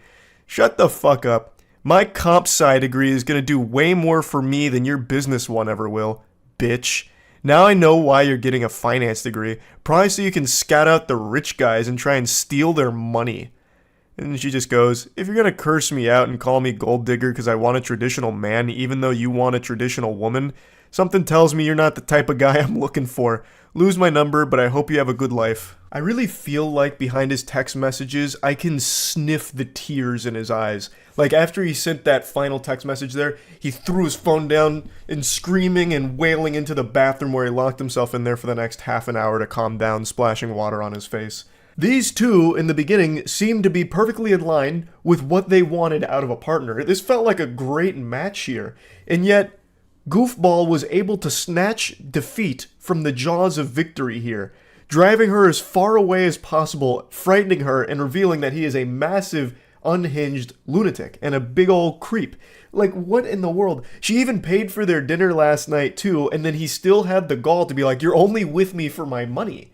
What? But the shamelessness still wasn't over yet. He came back later and then sent a message at 1:30 a.m. after all of this hoopla and just said, hey, you up right now? Trying to booty call the girl that he just had this embarrassing temper tantrum in front of. Hey, sometimes you gotta just shoot your shot, I guess, even after you make an absolute fool of yourself. I don't know what fantasy land he's living in that would make him think that would work. I don't know what he was expecting. Maybe he thought the Men in Black went and neuralized her or something, so she totally forgot about these text messages. But that was never going to pan out well there at the end. I don't know why he thought he might get some action from it. But yeah, I saw this floating around today and I just had to talk about it a little bit. I am so glued to these fucking awful text messages and like these awful dates and romance stories, man. I am in so deep on it. Anyway, that's about it. If you're in a relationship right now, I hope this doesn't ruin it for you, but you may never look at your partner the same because they're just not going to match up to this Adonis I'm about to show you. The self-described 0.5% boyfriend on the planet. He's pretty much everything you could ever want in a partner, and we get to see that firsthand as he brags to his ex about all of the matches he's getting on Hinge. So the background is, these two were dating. He is apparently a doctor, she's a nurse, they broke up. I can't imagine why with the way he talks in these text messages. He seems like a very secure, stable individual. So I don't know what the conversation was that was preceding this, but he says, if you are even thinking it, I'm down for an open relationship. You and I can do whatever we want. I'll probably sleep with someone before January anyway. The benevolent saint read her mind, knew that she was thinking like, I kind of want to still fuck this guy. So he let her know right up front that he's definitely still down for that, but he's going to have to pencil her in around this upcoming coitus session that's going to happen before January, no doubt. Like I said, I don't know what the conversation was that preceded it, but it was probably some shit like, hey, can you come collect your stuff? And he's like, listen. I know what you're thinking. And the answer is yes. I will still fuck you in this open relationship that you desperately want us to be in. I'm okay with that. I'll make that sacrifice. She rejects that generous offer, saying she's looking for a boyfriend. He says, okay, offer stands. Immaculate business acumen, letting her know that the offer is still on the table when she comes to her senses. Always down to clap cheeks and get head. Speaking like Duke Nukem out here. I came to be a weirdo loser to my ex and chew bubblegum, and I'm all out of gum. And then he just for some reason throws this in there. This is out of control. 14 convos, day 1 of Hinge. Oh, you can just taste the tears. He is trying so hard to make it seem like he's moving on and is actually very happy that the relationship has ended. Look at how many conversations he's having on Hinge. He needs to brag about it to his ex. I also imagine a chunk of those conversations are with bots. This is like the guy who brags about all the sexy singles from his area that he's talking to after clicking on a porn banner. But either way, he's just trying to go out of his way to be an asshole to his ex to make her feel bad. It just unprompted sending Hinge conversations he's been having with other women. When he doesn't get any response, he starts spiraling and melting down, monologuing like a cartoon villain. I mean, obviously most of these girls would be an upgrade, so why would I get back with a broke girl who isn't even close to finishing school? You pushed me into something better. You literally asked me to get a gun. I don't have any ammunition and it's locked in a case when it gets here. Just another example of stupid communication. Such a stupid and confusing girl. I'm getting updated headshots once I'm all tanned up from Vegas from 2 professional photographers. And I update my wardrobe so everyone will get to see the new hairline. Oh. Jeepers creepers. Man's got the Rogaine foam out and he's getting very excited to showcase it in his new Crocs and Hawaiian t-shirt. Probably use your birthday money for it. That was supposed to be a little dagger to jab her with. I'm using your birthday money for this, by the way. Brother, the relationship's over. I doubt she really cares what you use it for. Go ballistic, man. If you want to keep spamming minoxidil on your Tommy Pickles head, go crazy. Also, like clockwork with every single meltdown, it's always, well, I was actually like settling for you. You're like super beneath me. You're broke, and everyone I'm meeting on Hinge is clearly an upgrade. You actually, this was like the best thing that's ever happened to me, and I cannot stop smiling about it because now look at all of these upgrades that I'm getting on Hinge from you. Like I was doing you a favor by being with you. He then also had the courtesy to show her what the photos are going to look like when they're done. Photos going to look something like this. I want to take some photos together as well at a festival and some action shots doing hobbies. It's going to be fun and likely boost my profile even more. I'm already overwhelmed though. Right now I've got a serious case of stick it to the moniosis from just getting too much pussy, but I'd like to elevate my profile a bit more so I can reach challenger rank on Hinge. He then just sends some random photos of dudes he saw on Google Images, typing in things like man on bike and stuff like that, and he just sends those randomly. There's no doubt in my mind he didn't actually plan any photography sessions. He just wanted some shit here to like brag about, kind of like, look at how much better I'm doing. Check out these like new photos I'm going to be doing. Like I'm going to be riding a bike. These action shots of me doing my hobbies of undressing anime figurines, they're going to go crazy on Hinge and people are going to love them. Honestly, my ultimate goal is to find someone with an impressive career who comes from a good family. That's something I really missed with you and stressed me out. I want my children to aspire to be great, and your family reeks with complacency. Who asked? This man's just fucking vomiting all the spaghetti in his brain here. He's just fucking dumping nonsense. Who is asking you what your goals are? Nobody cares. Hypergamy is real. Women with great careers don't want partners who are less educated or make less money. I'm in the top 0.5%, so it puts me in an elite group when I finish. I really want to see what I can find once I beef things up on the profile. 70% of people nowadays meet each other online. He's got the stats, and the stats say that he should be happy, so he is happy. He's super happy because he's the 0.5% in an elite group of boyfriend material. So you know he's happy. You can tell he is just beaming with enthusiasm, with joy. It's the holly jolly season, and he is feeling the spirit. He just keeps going on and on. I'll just date for fun until someone comes along worth marrying, kind of like what I did with you. Literally pages of glizzy gobblers. I'm the MIDI king. Oh man, he's slaying. Yeah, he's putting in the work right now. You can just see it. Calling them glizzy gobblers and MIDI. He keeps referring to all of his matches as MIDI.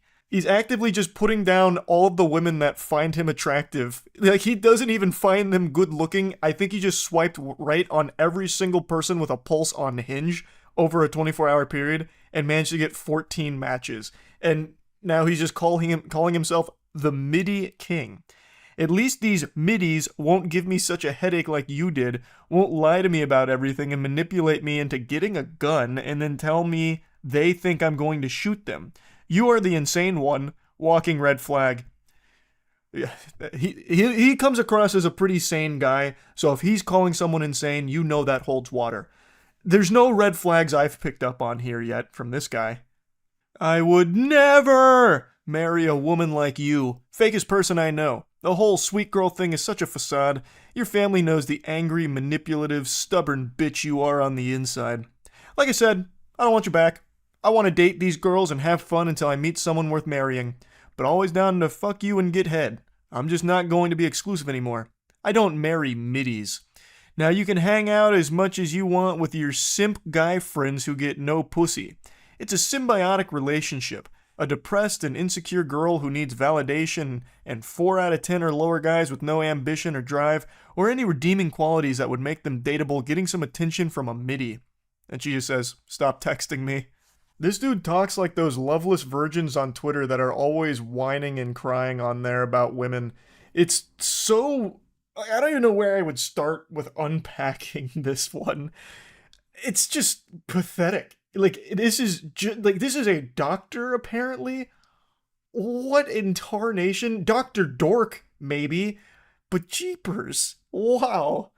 Anyway, this is what a 0.5% mate looks like. This is like the elite group of boyfriends, and unfortunately she didn't realize how lucky she got. She hit the lottery jackpot, and now, well, he's seen the light. So now he gets to go on Hinge and be the king of middies, as he says. He loves the middies, but he'd never marry one.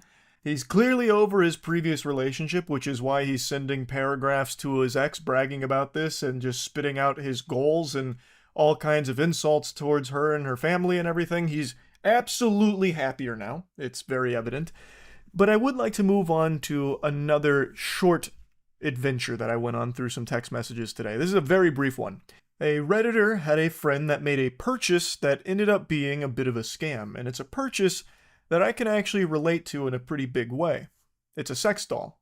So he was saying that the pictures that he purchased from looked nothing like the product he received, saying he's disappointed. His friend is just laughing at his trauma though, which I think is just very rude. This guy is clearly going through it. He just got scammed. He was looking for love. He didn't get what he ordered. There's so many things that most people should be able to pump their fist behind and say, yes, this man was wronged.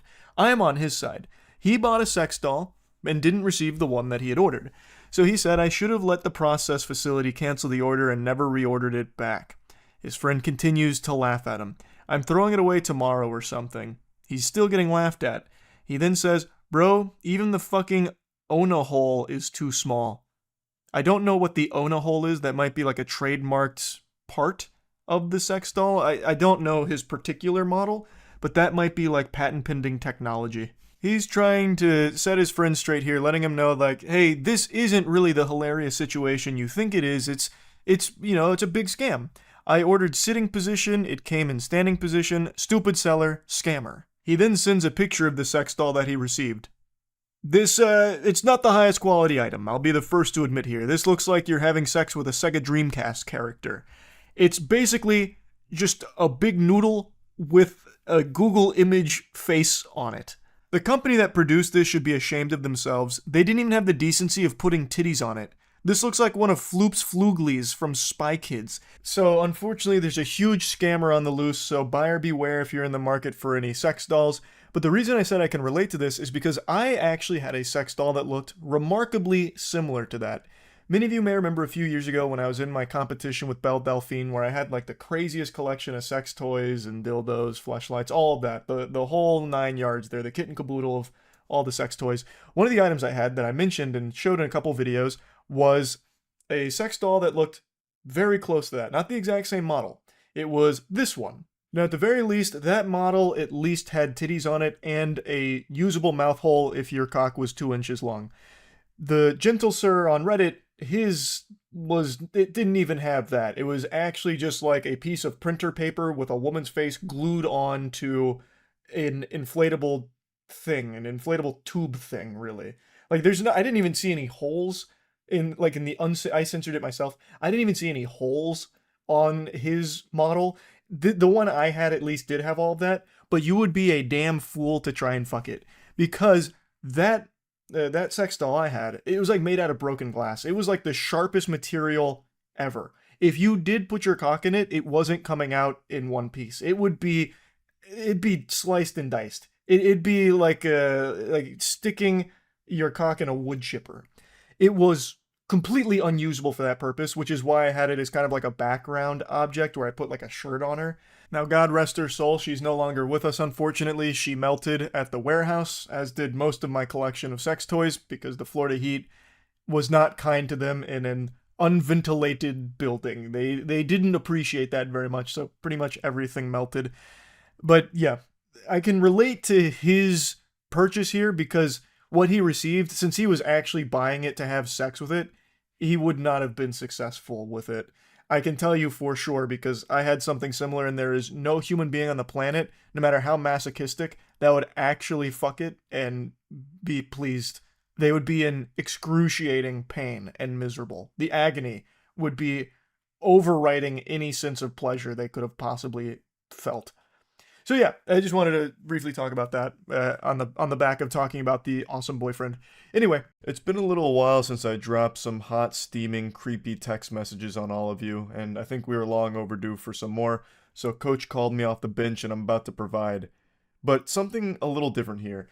The text messages I'm going to show aren't like the standard weirdo, unhinged, lunatic type behavior, but I think it's something that a lot of people might be able to learn from.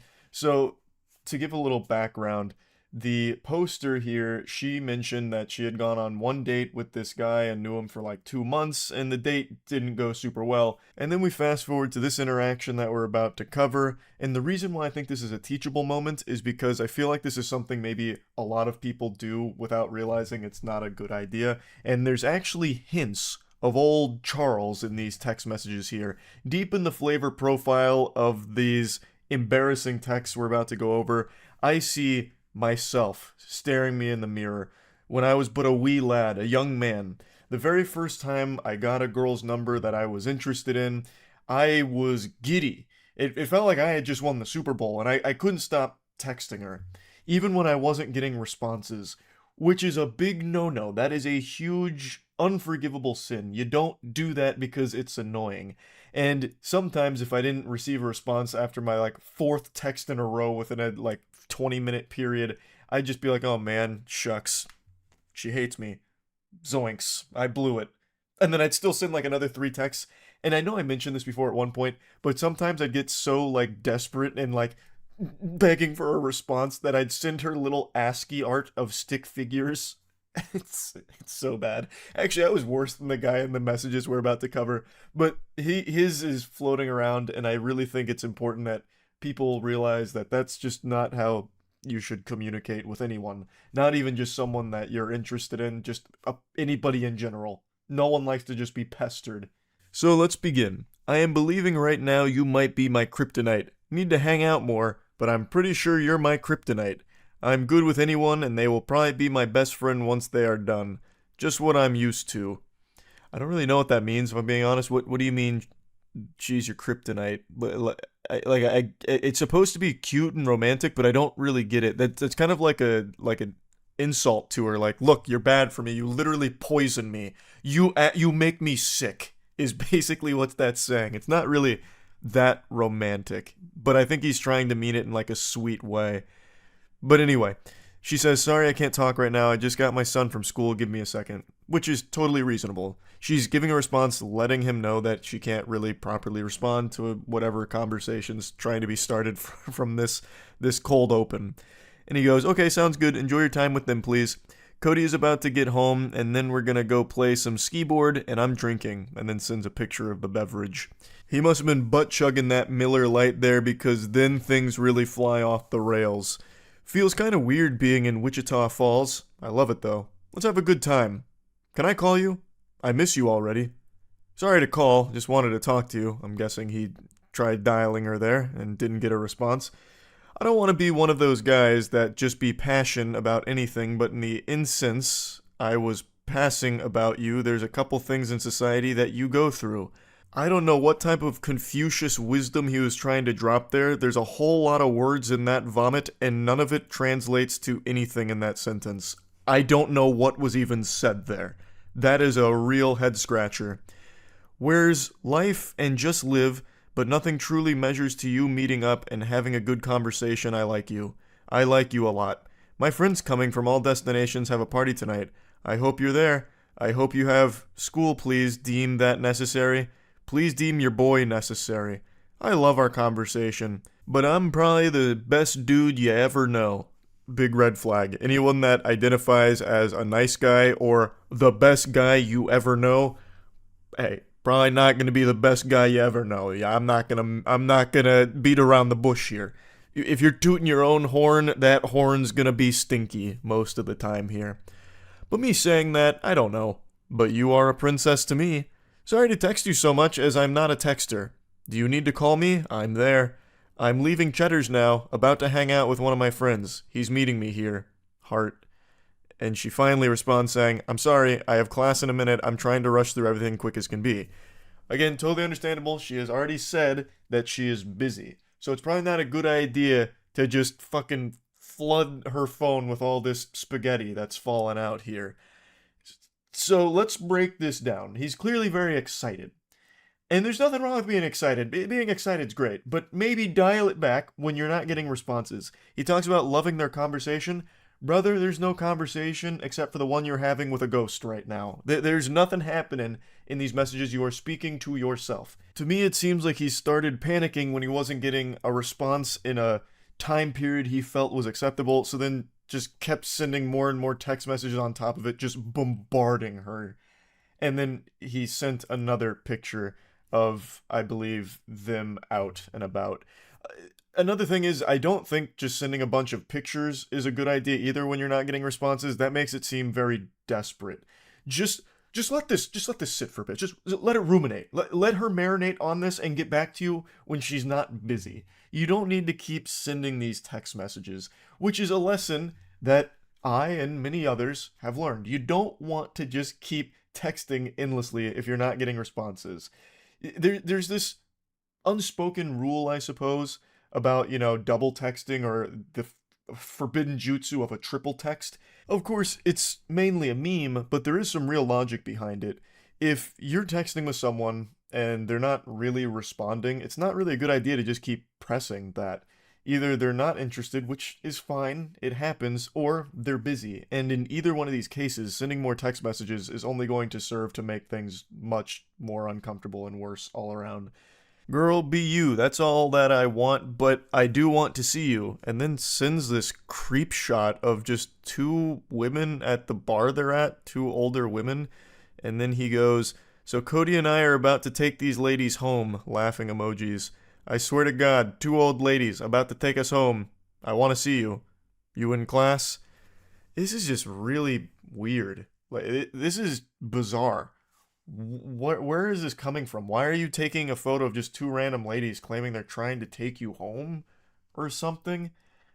Shit's getting a little loopy here, and it's still not hitting. She's still not responding because, again, she has already explained she has class. She is busy here. Now, the way he's texting makes me feel like he's drunk at the very least, because it's almost incoherent, like babbling, saying nothing. It's so many messages to say nothing. Like, what do you mean? I hope you deem your boy necessary or whatever. Like, what is going on? Like, this is...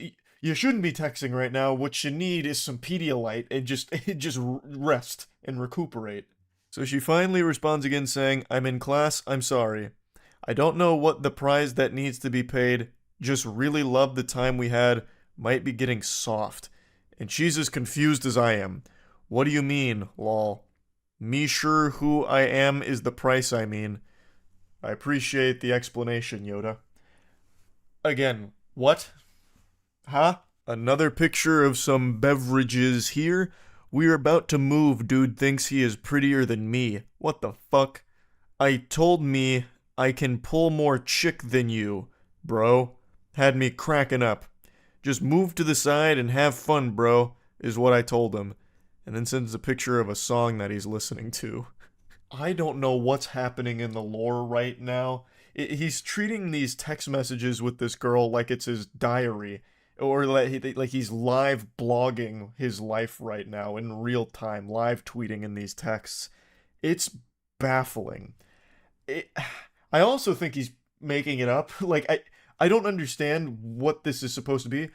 "You won't believe this. Guy said he could pull more chick than me." Ha! I couldn't stop laughing. It reminds me of that really shitty advice that people used to preach about, convince a woman that you're desirable by making it seem like other women are vying for your attention and time. Like, fake a phone call or something. Pardon me, madam, I'm getting a phone call." "Yes, Stacy." "No, the pussy appointment was canceled. We can have sex another night. I'm busy. It's boys' night." I'll call you back." "Alright, goodbye." Sorry, this girl, she always wants to fuck me. But anyway, what was your name again? Like one of those things where it's like, oh wow, this guy's got so many girls are interested in this guy. I mean, maybe I should be interested too, was the line of thought. That's what those text messages scream to me, that he's just making that whole situation up right there. Because what random dude's gonna come up saying that he's prettier than him and that he can pull more chicks than him? Just a total stranger. That's not like a human interaction that would ever happen. "Some dudes smell like ass." Laughing emojis. My goodness. Why are you telling her this? Like, what is the response even supposed to be? And then he just sends like another random photo of someone playing pool. Presumably him playing pool, I guess. I don't know. He just keeps sending all these fucking photos of beer, beer, two old ladies, him, beer, pool. Why? It's not a picture book. It's supposed to be text messages, like a conversation, but there's no conversation. Stop fucking texting. And he just says, haha. And she responds again, finally, after a bit of a drought, saying, that's nice. I mean, yeah, that sums it up. Like, what are you supposed to say to this? Just, oh, cool. Oh, interesting. Nice. And then he goes, not without you. We are at Deep Eddies. My goodness, lol. You are going to be able to come out? We will come pick you up. Am I going to be able to see you before the night over with? Like, he's going full caveman mode with a lot of these statements here. I think he has drank a lot over the course of the evening. And still, after all of these messages, nothing of value was said. It's just been weird. You've sent 30 messages to almost no response ever. So let the lesson be learned here to not just keep texting into the void. If you're not getting responses, don't force it. It's a bad idea to just keep sending text after text after text. This fool. And then she finally responds and she just gets right down to business.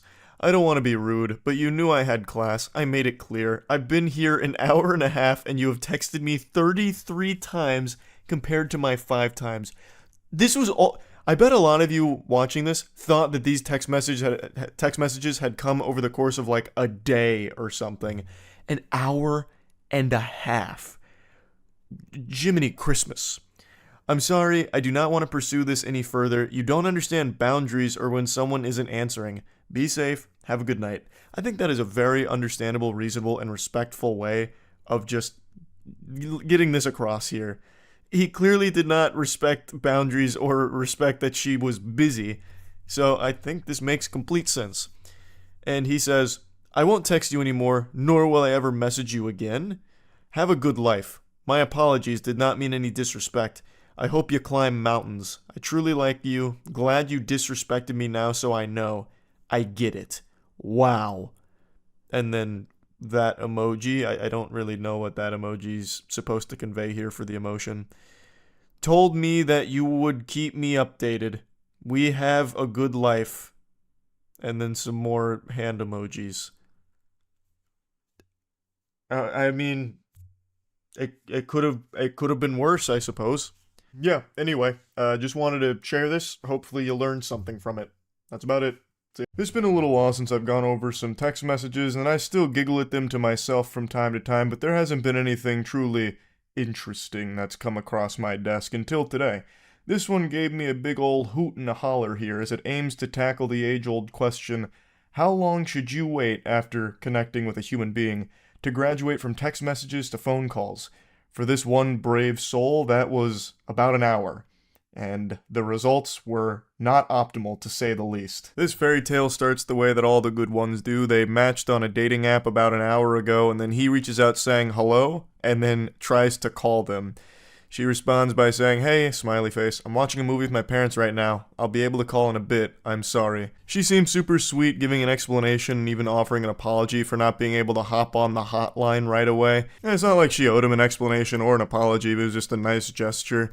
It's a very awful idea to try and call someone that you just met an hour ago. You only became aware of each other's existence like less than 60 minutes ago. He tries to grit his teeth and bear it, but the pain is too much. He says, oh, okay. And it comes across pretty sad. I don't know if he actually was sad here, but it seems to me like I can feel him looking down at the ground while he types that and like kicking some dirt. And I think she picked up on that because she issues another apology, but then says, how's your night going? So she's trying to at least make a conversation out of this, so she seems interested.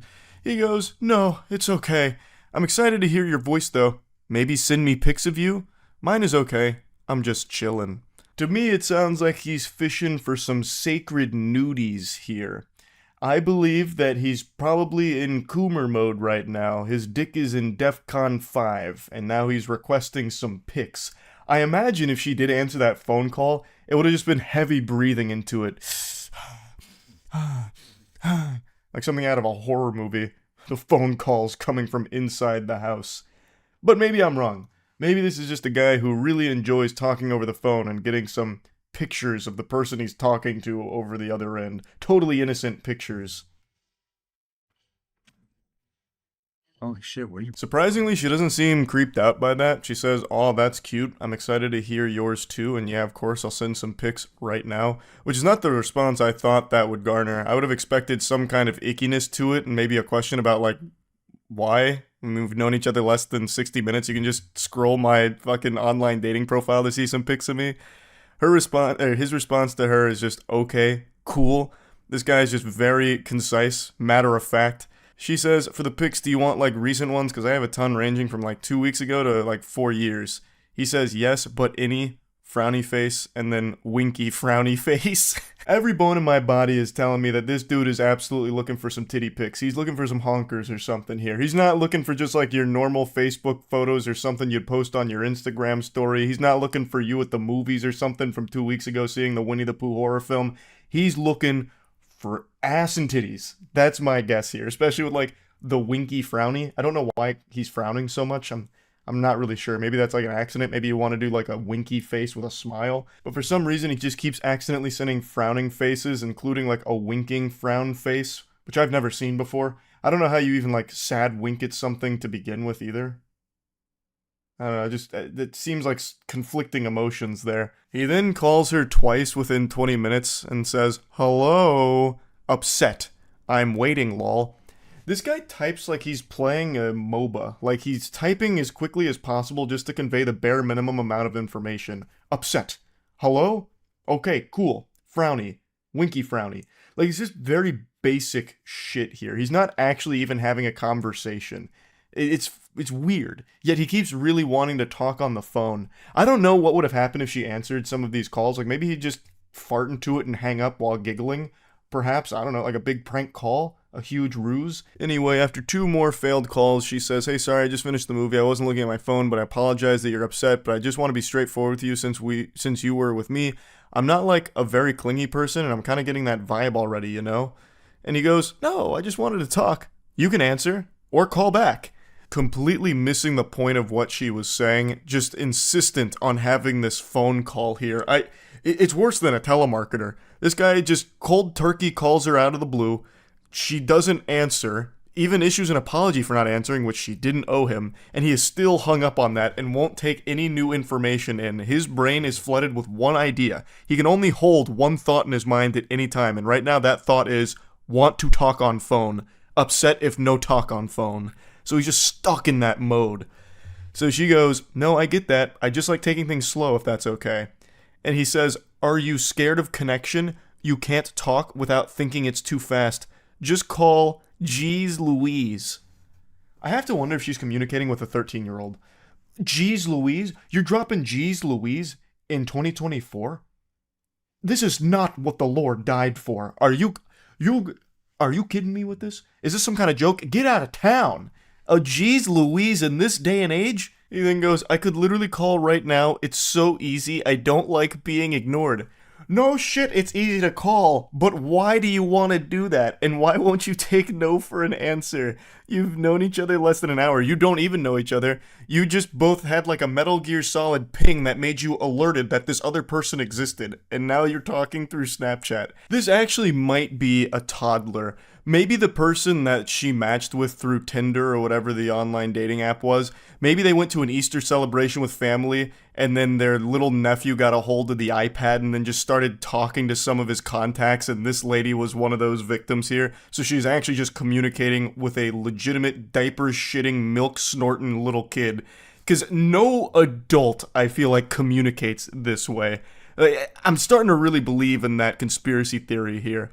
But anyway, she responds, "Of course not, but I like to take things slow. I'm sorry. Please respect that I'm trying to be as cordial as possible. I haven't had the best experiences in the past." That's in response to the "Are you scared of connection" line that he drops here. Like he's out of some kind of bad Hallmark movie, or The Young and the Restless.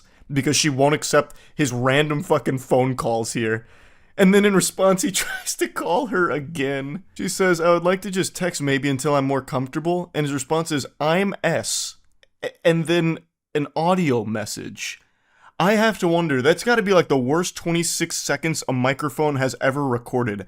I can only imagine what his voice sounds like. I'm imagining like squealing, high-pitched, nasally, like like almost shatter glass level of an opera singer, like with that very high note, but throughout the entire 26 minutes. I also wonder what he was trying to say. I'm S. Maybe that's some kind of code that needs to be deciphered here. I'm serious, perhaps? I'm shitting? I'm silly?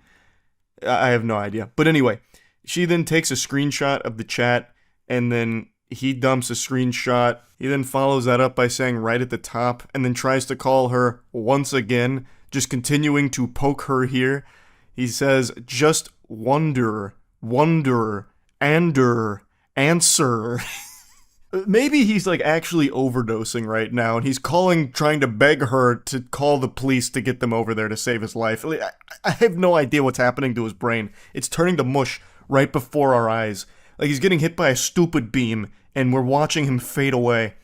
She says, I don't really know what to say. I feel like I'm being backed into a corner right now. He says, stop typing, and then calls her again, which of course she doesn't respond to, and then says, OMG, drops another 26-second audio message, which is interesting that it's the exact same amount of time. I wonder if it's just the same message he dropped again. I'm not really sure. I also wonder what he said during that, to be honest. But anyway, he then says, bye, little baby. Oh, the heebie-jeebies. I'm getting them. Jinkies. Oh, good. Bye, little baby. Oh, yuck.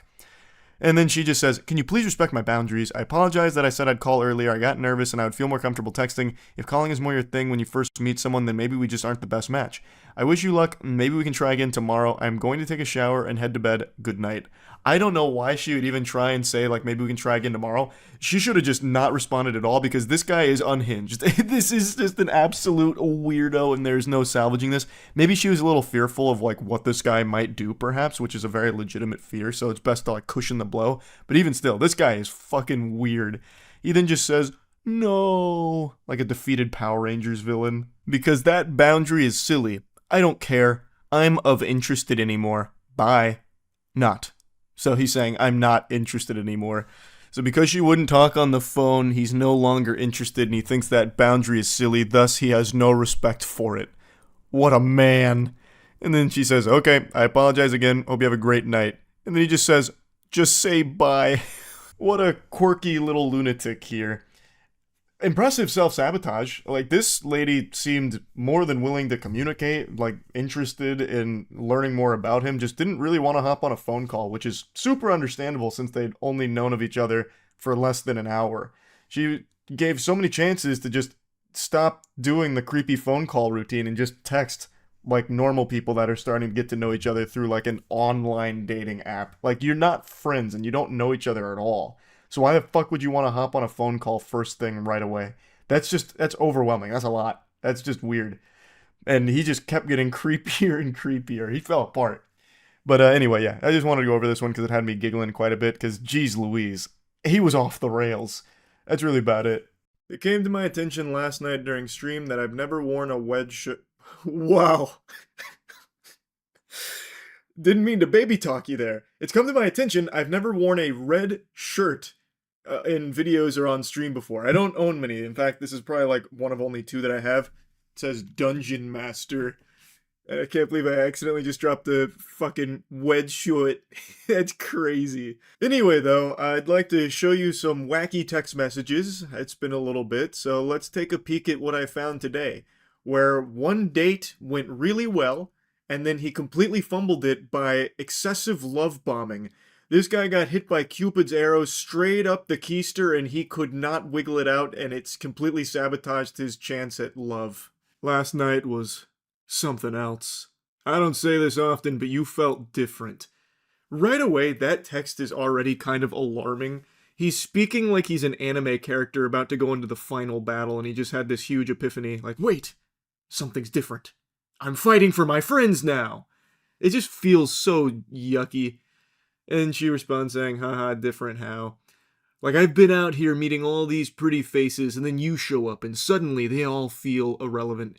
You've got presence. Real presence. I guess she was fucking aura farming during their first date, and it just captivated him. Well, thank you. I had a good time, too. You don't get it. I haven't stopped thinking about you. You were in my head before the night even ended. The way you talk. The way you carry yourself. I liked it a lot. It's so over the top. I can just picture him putting his finger on her lips like, shh, shh, shh. No, you don't get it. I love you. Like, I don't know what the thought process is here. Like, man's just seeing hearts swirling around his head here. Like, not even a fucking love potion out of Harry Potter has someone talking like this. It just feels immediately obsessive. They had a single date, and now he's texting her like his whole world shifted upside down. He's watched one too many Hallmark movies. Becomes pretty clear that she starts to get a bit uncomfortable with it, saying, haha, okay, now you're laying it on thick. Which is an understatement. This is beyond laying it on thick. This guy he's putting dollops out here. He then tries to play it cool. Nah, I'm just honest. Most guys are too scared to say what they actually feel. I'm not one of them. Yeah, he's not like the other guys. This is an alpha male. He's not afraid of feelings. Shit. He'll throw all the feelings he can possibly think of out there immediately after one date, making sure to make the other party extremely concerned for his mental stability. She responds saying, that's fair, I guess. I do appreciate directness and honesty.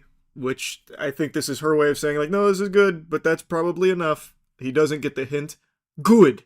Because I'm already planning our second date. I'm not trying to waste time. And I don't do casual. I know what I want when I see it. Wow, okay, a little fast, but I guess I'm flattered? You should be.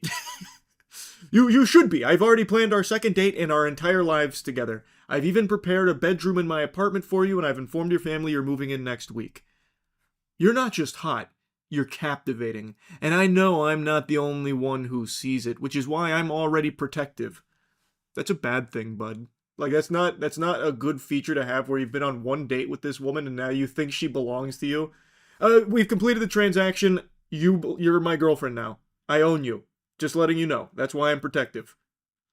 To be honest with you, I don't like the idea of other guys thinking they have a shot, which is why I will never grant you permission to leave the domicile. You are not to be out in public without me accompanying you, milady. She then says, that's a strong reaction for a first date. Maybe.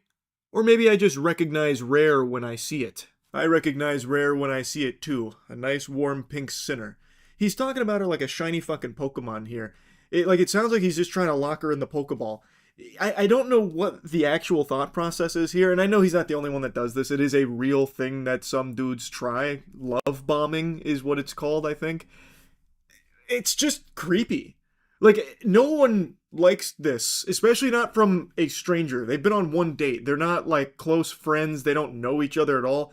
Now you have this unhinged weirdo who's talking about, like, I'm planning our second date, and I don't like the idea of other guys thinking they have a shot, okay? I'm gonna let you know right now. I'm being very protective because I recognize rare. You're a diamond, and I love diamonds. He just gives off the vibe that he's gonna try and make furniture out of her skin. But yeah, I noticed how the guy at the next table kept glancing at you. I wanted to say something. I didn't, but I clocked it. Brother, you're not fucking James Bond. Like, what are you doing? Going out in public analyzing threats?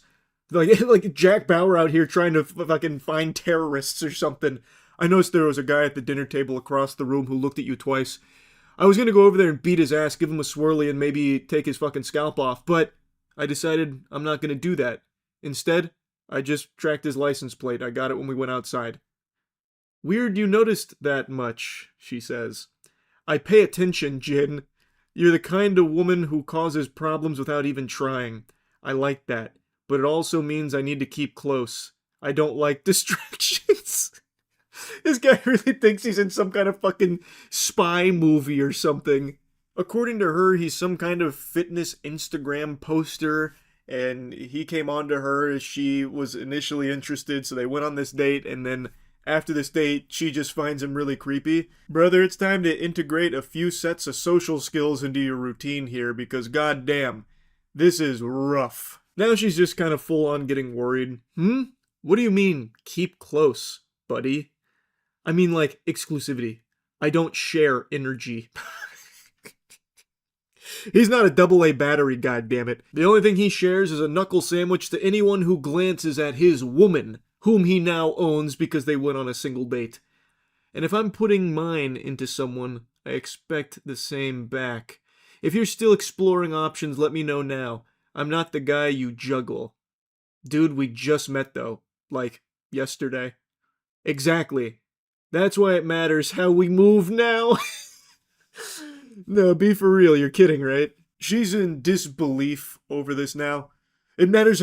I understand we just met yesterday, which is why it's of paramount importance that we proceed the exact way that I feel is necessary. The only healthy way, which is where we're immediately exclusive. Now, quick! There's no time to waste. Come to my dungeon. We'll talk there. No, I'm not kidding.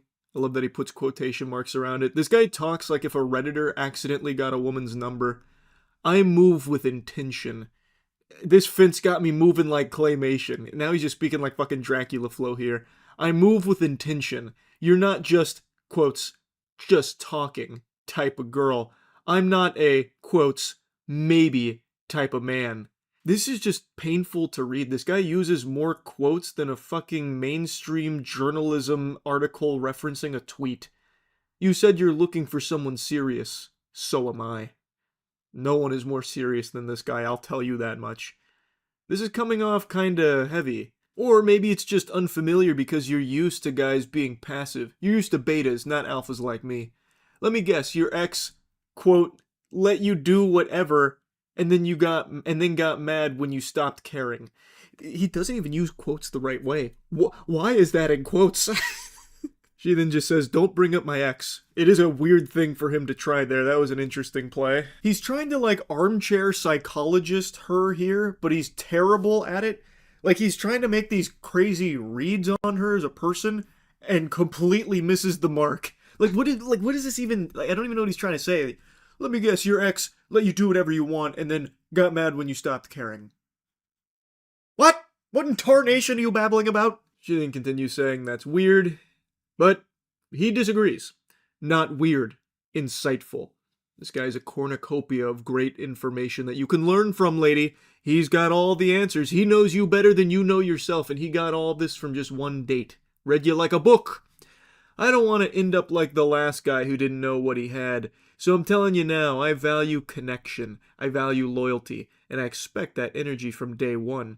I don't wait around for someone to figure out if I'm worth it. I think this is supposed to be his attempt at selling himself and like showing how he's so different from other guys because he just loves so much, he loves so hard. He reminds me of that TikToker I've been making fun of quite a bit, Garrett, the guy who's like, oh, when I think of pussy, I can't help but fucking cry and squirt and squeal. Ooh, that when I think of that pussy, what a beautiful, immaculate creation. And I love during periods when it bleeds because it's a divine blood, I swear.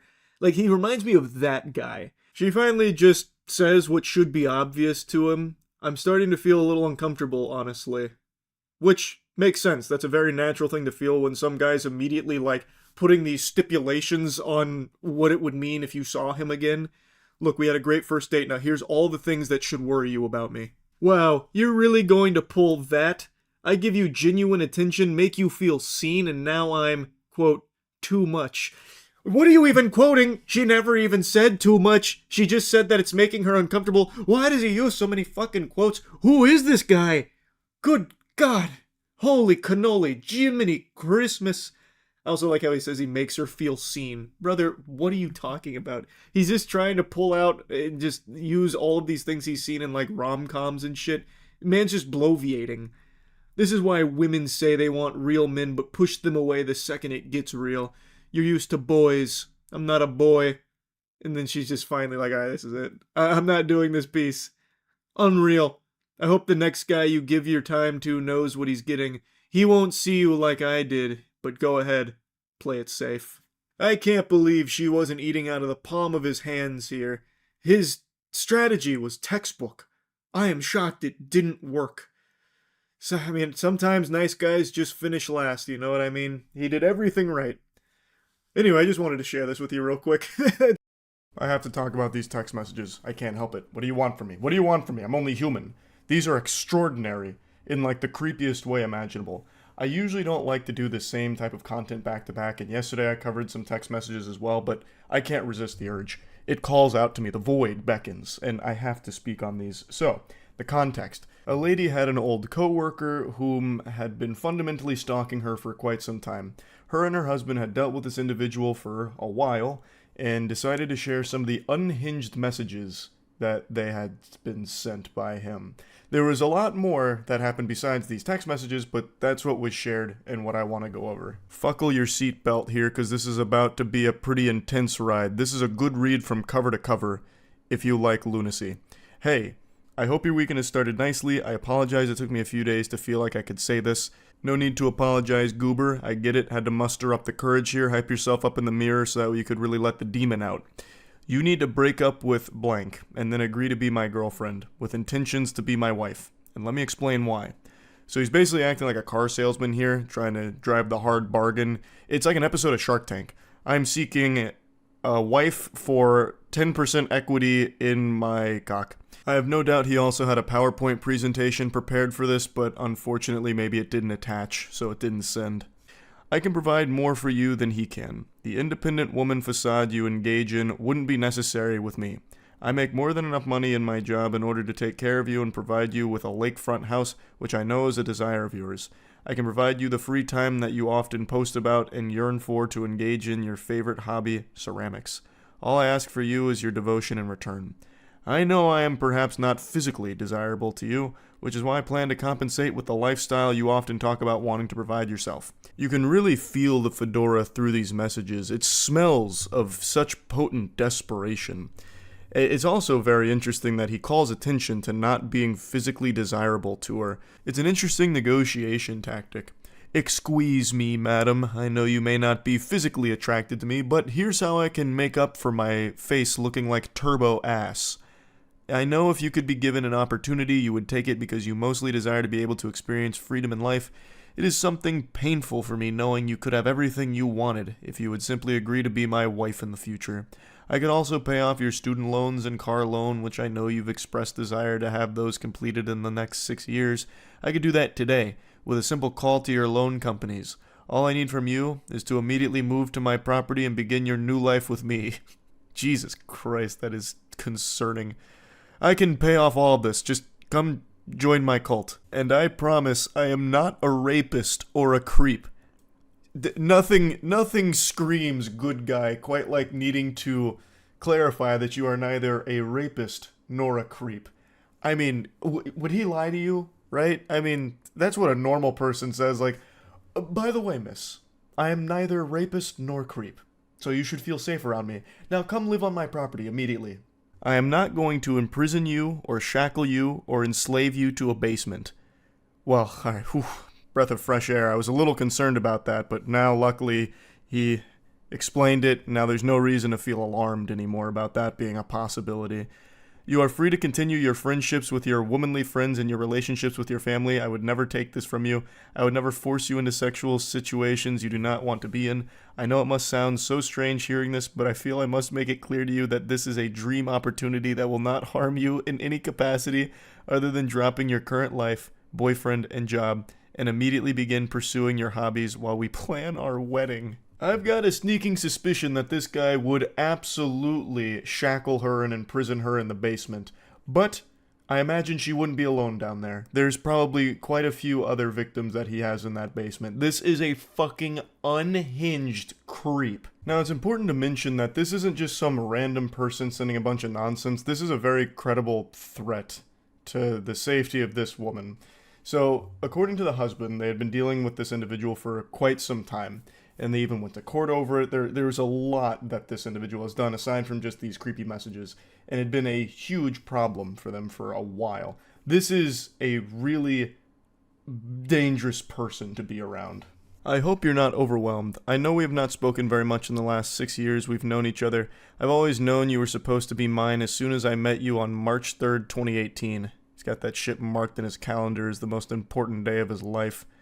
I've never once inserted myself into your life. I haven't pestered you for your phone number, and we have an occasional chat on Facebook now that we're not in the same office anymore. I've been satisfied with this level of acquaintanceships for years, and I understand that you have been with blank since 2012. I understand you were committed to him prior to us meeting, but blank, you must agree that we have something special. We share so many interests, and we were always able to have great natural conservation. When we would attend lunch together during the workday, it was an effortless and relaxing experience to share those 40 minutes with you once or twice a week. And don't think I forgot how often you paid for yourself. A trait I knew was you trying to assert your independence in front of me. Oh, the delusion. Oh, the delusion is sickening. That's an example of something I've talked about quite a bit on stream, where no matter what, there are people that will view things in an entirely different lens that make no sense. Something as simple as her buying lunch for herself was interpreted, misconstrued by this fucking menace as her trying to assert her independence in front of him. So it's just like this honestly scary situation where something totally innocent, like just buying yourself lunch, has now completely been lost in the sauce of this dude's noodle, where he thinks it was all about him. It's so weird. I knew then you were trying to show me that you'd love for someone to take care of you. I'm ready to settle into a family-oriented life, and I recall you saying you would have children if you had the financial capital to do so. I know you desire to be a mother, despite your current male partner not wanting them. You would make a wonderful mother to our children. I would ensure you had everything you needed to live the family life of your dream. Wow, I just had a voice crack. That was a big voice crack, too. This man's serial killer stalker Riz just attacked my vocal folds. And I know you love to travel. Before we settle down with children, I want to take you to your dream destination list. I've kept track of all the places you've mentioned over the last few years that you'd like to visit. You always share such a beautiful landscape photos. He's like the Zodiac killer here. I bet if this wasn't over Facebook Messenger or whatever, it would have been sent via postage, letters in the mail, using cutouts from magazines for the letters. I want to take you to Japan, to Thailand, to New Zealand, to Greece. Yah! That's like that classic one. Oregon. Yah! Fucking the Dean scream. And after that, we'll go to the opal mines in Australia for your dream ring, and then I'll take you to all the waterfalls the islands have to offer. How does this sound? My proposition is serious. You know I am a serious man. I'm turning 45 years old this year, and you are turning 32 years old. It's time to start making decisions about our familial life and how to enjoy our remaining years. Please know I have never offered any woman this proposition. I have a very secure career that I enjoy and will do whatever it takes to maintain in order to have your companionship, sexual prowess, and motherly raising of our children. I will give you everything you desire, as long as you agree to be my wife and raise our children. A very strong negotiation overall. I wonder how she'll respond to this in the Shark Tank. Hey, blank. I wanted to acknowledge that I received your message. It's really long though, so give me a minute to read and respond. That feels more like she's very afraid and is doing this out of pure obligation, like buying time, to figure out how to handle this without setting this guy off on like some kind of rampage, like this violent outburst, which is smart on her part for sure, to like very gently navigate this, because it's a scary situation having a stalker like this. Good morning. I am still awaiting your acceptance of my proposal. I look forward to hearing from you. Oh god, he's dropping the hammer now. It's all business, and he's not taking no for an answer. Good morning, goofball. I'm going to be perfectly honest. I don't know how to respond to this. I don't mean this negatively, but I honestly don't know whether or not to take this seriously. What I mean by that is, I don't know if this is a joke or not. You said this is quite out of left field, so I'm not exactly sure how to respond to you. This proposition is very serious. I have to make serious considerations about my familial life as I'm ready to establish this. I know I can offer you much more than your boyfriend can. It has been 10 years, and he still has not provided you with those things you desire most. I am a better provider than he is, and I will ensure your needs are met. Please, I would appreciate you taking this seriously and giving me a date and time I can come collect your items and move you into my house. It's in northern blank. This guy is already convinced that it's a yes, and now he's just trying to figure out when he should schedule the college hunks hauling junks to come collect all of her shit to move in with him. So now she fully responds to this. Surely you have to understand I can't agree to something like this. My life is my life because I've built it this way. I am not a damsel waiting to be rescued. While yes, I would enjoy an easier path to achieving the lifestyle I want, I don't mind working for it, and frankly, I'm insulted that you perceive my career to be a choice I'm settled to because I have not found the right man. Most importantly, it's another level of egotistical to assume I would dump an 11-year relationship in an instant for a fantasy pipe dream of yours. I mean this seriously. I'm not interested in your proposition. Trading my life for materialistic items and to be breed mare is not something I ever intended to do with my time. I don't know you. You don't know me. You have a limited glimpse into my life through my social media posts. What you see online represents a fraction of who I am as a person. We were co-workers and nothing more. I made this very clear to you in the years we worked together. I was in my relationship prior to even working with you. Yes, you're right, you never crossed that boundary, but instead you spent the last 6 years building a fantasy and dream life in your mind in which you think I would trade my value as a human being for a lake house and free time for pottery. I'm not sure how you became convinced this would be enough to make me leave the life I have built, but I need to assure you it's not. Please do not ask me this again. I am not interested, nor will I ever be interested in being your wife and child bearer. So she lets it all hang out here. She pulls no punches. She sets the record straight and says it right to his face. Well, as close to his face as anyone will ever come through text messages here. Breedmare. Now, there's no need to insult me. I am not propositioning you to live in solitude and to raise children alone. I want a family. I want you to be my wife, specifically, and I want to build a family with you. I thought you were intelligent enough to understand how great of an offer this is. Buddy, she is intelligent enough to recognize that her life would be in danger saying yes to you, you absolute maniac. You fucking weirdo. She is extremely smart to say no to this, as pretty much everyone on the planet with any level of survival instincts would. You're weird, you're dangerous, you're creepy, you're a stalker. Everyone's going to be saying no to you. I know you're primarily saying no because you don't find me physically attractive. If I looked better than your boyfriend, I have no doubts you would emphatically tell me yes. I didn't know you were so shallow. Oh, now he's going full nice guy mask off mode, even though he wasn't really putting up a nice guy persona in the first place. You would learn to be physically attracted to me just as I learned to be physically attracted to you after you gained 60 pounds. You look much better when you are staying in the 150 to 200 pound range, yet I never said a word to you about the fact that you gained so much weight because I realized you were perfect otherwise. I realized your looks didn't matter when your soul is what I wanted to spend time with. He probably wants to suck her soul out of her body like Shang Tsung. Like, this is a threat to her life, and she is absolutely making the right call, trying her best to get away from this guy and shut it down as hard as possible. It is simply a trade for a house and free time. Oh, the barter method, of course. I am offering you the very thing you constantly talked about and post about, the freedom to enjoy your existence without stress and anxiety. There would be more stress and anxiety with you because you are actually dangerous. It'd be a constant, guessing game of whether or not she's going to survive through the night under your roof. This guy is fucking scary. And he makes it seem like so simple. Simply in return, we are married and have a family together. Yeah, I mean, that's small potatoes. That's nothing. That's no big deal. It's a great trade. You get a house and you get the weirdest man in the world. A win-win. You would learn to love it because our home together would be so peaceful and joyful. However, perhaps you're right, and you are not the woman I thought you were. You're attracted to a low-life loser who filed bankruptcy at 25, hid his credit card debt from you. You pay his bills while he job hops because he doesn't know how to stay at a job for longer than a year.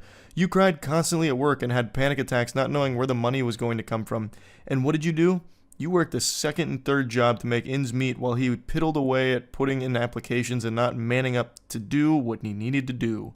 Why are you choosing this weak boy over me? I am mature, career-oriented, family-oriented, and I am a devoted partner. I would never force you into a position to make up for my shortcomings like your boyfriend does. I am better than him in every way, and yet you still choose him. It is baffling to me why young women like yourself want to be with the losers and drug dealers who will end up beating you silly. Keep in mind, this is coming from the same worm, the same specimen, who had to assure her he's not a rapist and wouldn't imprison her and shackle her. I think this guy is the one that most likely would beat a woman silly, because he has all of the red flags you could possibly fucking imagine about a man. I'm going to fast forward through the second paragraph meltdown here, which is just a teary-eyed tantrum with him shaking his fist saying, I thought you were different. You must stay with him for his penis size, because I can't even begin to understand how someone as intelligent as you are would turn down my offer. A luxury life free of stress turned down for a life of second guessing and financial strain? Why? What good reason do you have to turn down my offer? He immediately goes to wiener size. Just another huge insecurity here. So I'm guessing not only is he physically appalling, but he also has a tiny cock. She says, I'm not even going to entertain that message with a response. I don't owe you any explanation about why I'm still with my boyfriend even after all his shortcomings. I don't owe you an explanation on anything, ever. I've been wondering all evening what it could possibly be about me that you're so repulsed by that you won't accept the offer of a lifetime. Yeah, it's such a mystery. What about this perfect gentleman here and scholar would she find repulsive? I'm racking my brain and I got nothing. I have no idea. What could she possibly not like about him? He's such a doll. My friends are also appalled. Why aren't you accepting this? Yeah, I'm sure he has so many friends. He contacts all his friends. He's like, guys, she won't just give up her life and move in with me. What's wrong with this bitch, huh? What's going on? Huh? Is she crazy? She's crazy, right? It's not me. I'm not the problem, right? I didn't think so. It's definitely her. It's everything you have ever wanted, and you're turning it down still? Why? You owe me an explanation after I spent years ensuring I had enough to offer you. That's really scary. If this guy's whole motivation for like working hard, grinding, and getting money is just to try and act on this fantasy delusion with a stranger, that's unhinged. Well, all of this is unhinged, but that one's even wilder because again, they're not close to each other. They're still pretty much strangers. I'm starting to get very upset by your actions. You have one more chance. Anything less than an emphatic yes will not be accepted. So he tries to like bring it down, an ultimatum. Last chance. This is the last ball game pitch here. It's got to be a home run yes or I'm out. I'm sure this will come as a huge surprise to all of you watching this, but she still said no. In the most polite way possible, fuck off. I don't owe you shit. I'll be blocking you now. Have a great rest of your life. I waited all day to see if your little conniption would resolve and you'd come back begging me for this opportunity. But I see you've decided to block me on Facebook, but too stupid to also block me on Messenger. At least for now. He's now fully in his villain arc. He put on a trench coat, sunglasses, and he's doing this while typing. I see you've blocked me on Facebook, but not Messenger. For now. I cannot believe I allowed myself to become entangled in the idea that a beastly fat woman such as yourself would actually choose to settle down with me. I can do so much better than you, and yet here I was offering you a way out of your wretched life. We both know you're settling with blank because you're too lazy to lose weight and make yourself more attractive, and you've trained him to be okay with your fat. I was willing to let your fatness go to the side because I knew if you had free time, you'd lose the weight and retain a more attractive figure for our relationship. I'm embarrassed I've spent so much time preparing for this moment and was wasted on a fat whore who doesn't know when she has struck gold. I truly thought you were different, that you actually wanted a nice man to be with. I see I was dead wrong. And she says, you can literally suck the juices out of my fat blank and choke on them, you absolute troglodyte. So at least there's a happy ending here. It ended on a positive note for both parties involved. So this guy did end up doing the quintessential nice guy sign off, that standard song and dance of, you know what, I'm better than you. I should have never wasted my time with you because you're fat and you're a whore and you're chunky, you're chubby, and I hate you. You're tacky and I hate you. You're fat and I'm a nice guy, the nicest guy you'll ever meet. You blew it. You blew it. It's on you, and you should feel bad. I'm not crying, you're crying. That's where the text message journey comes to a conclusion. Like I said, there was a lot more outside of text that he did, but I only wanted to focus on the texts. Hopefully, they don't have to deal with this individual anymore going forward, and yeah.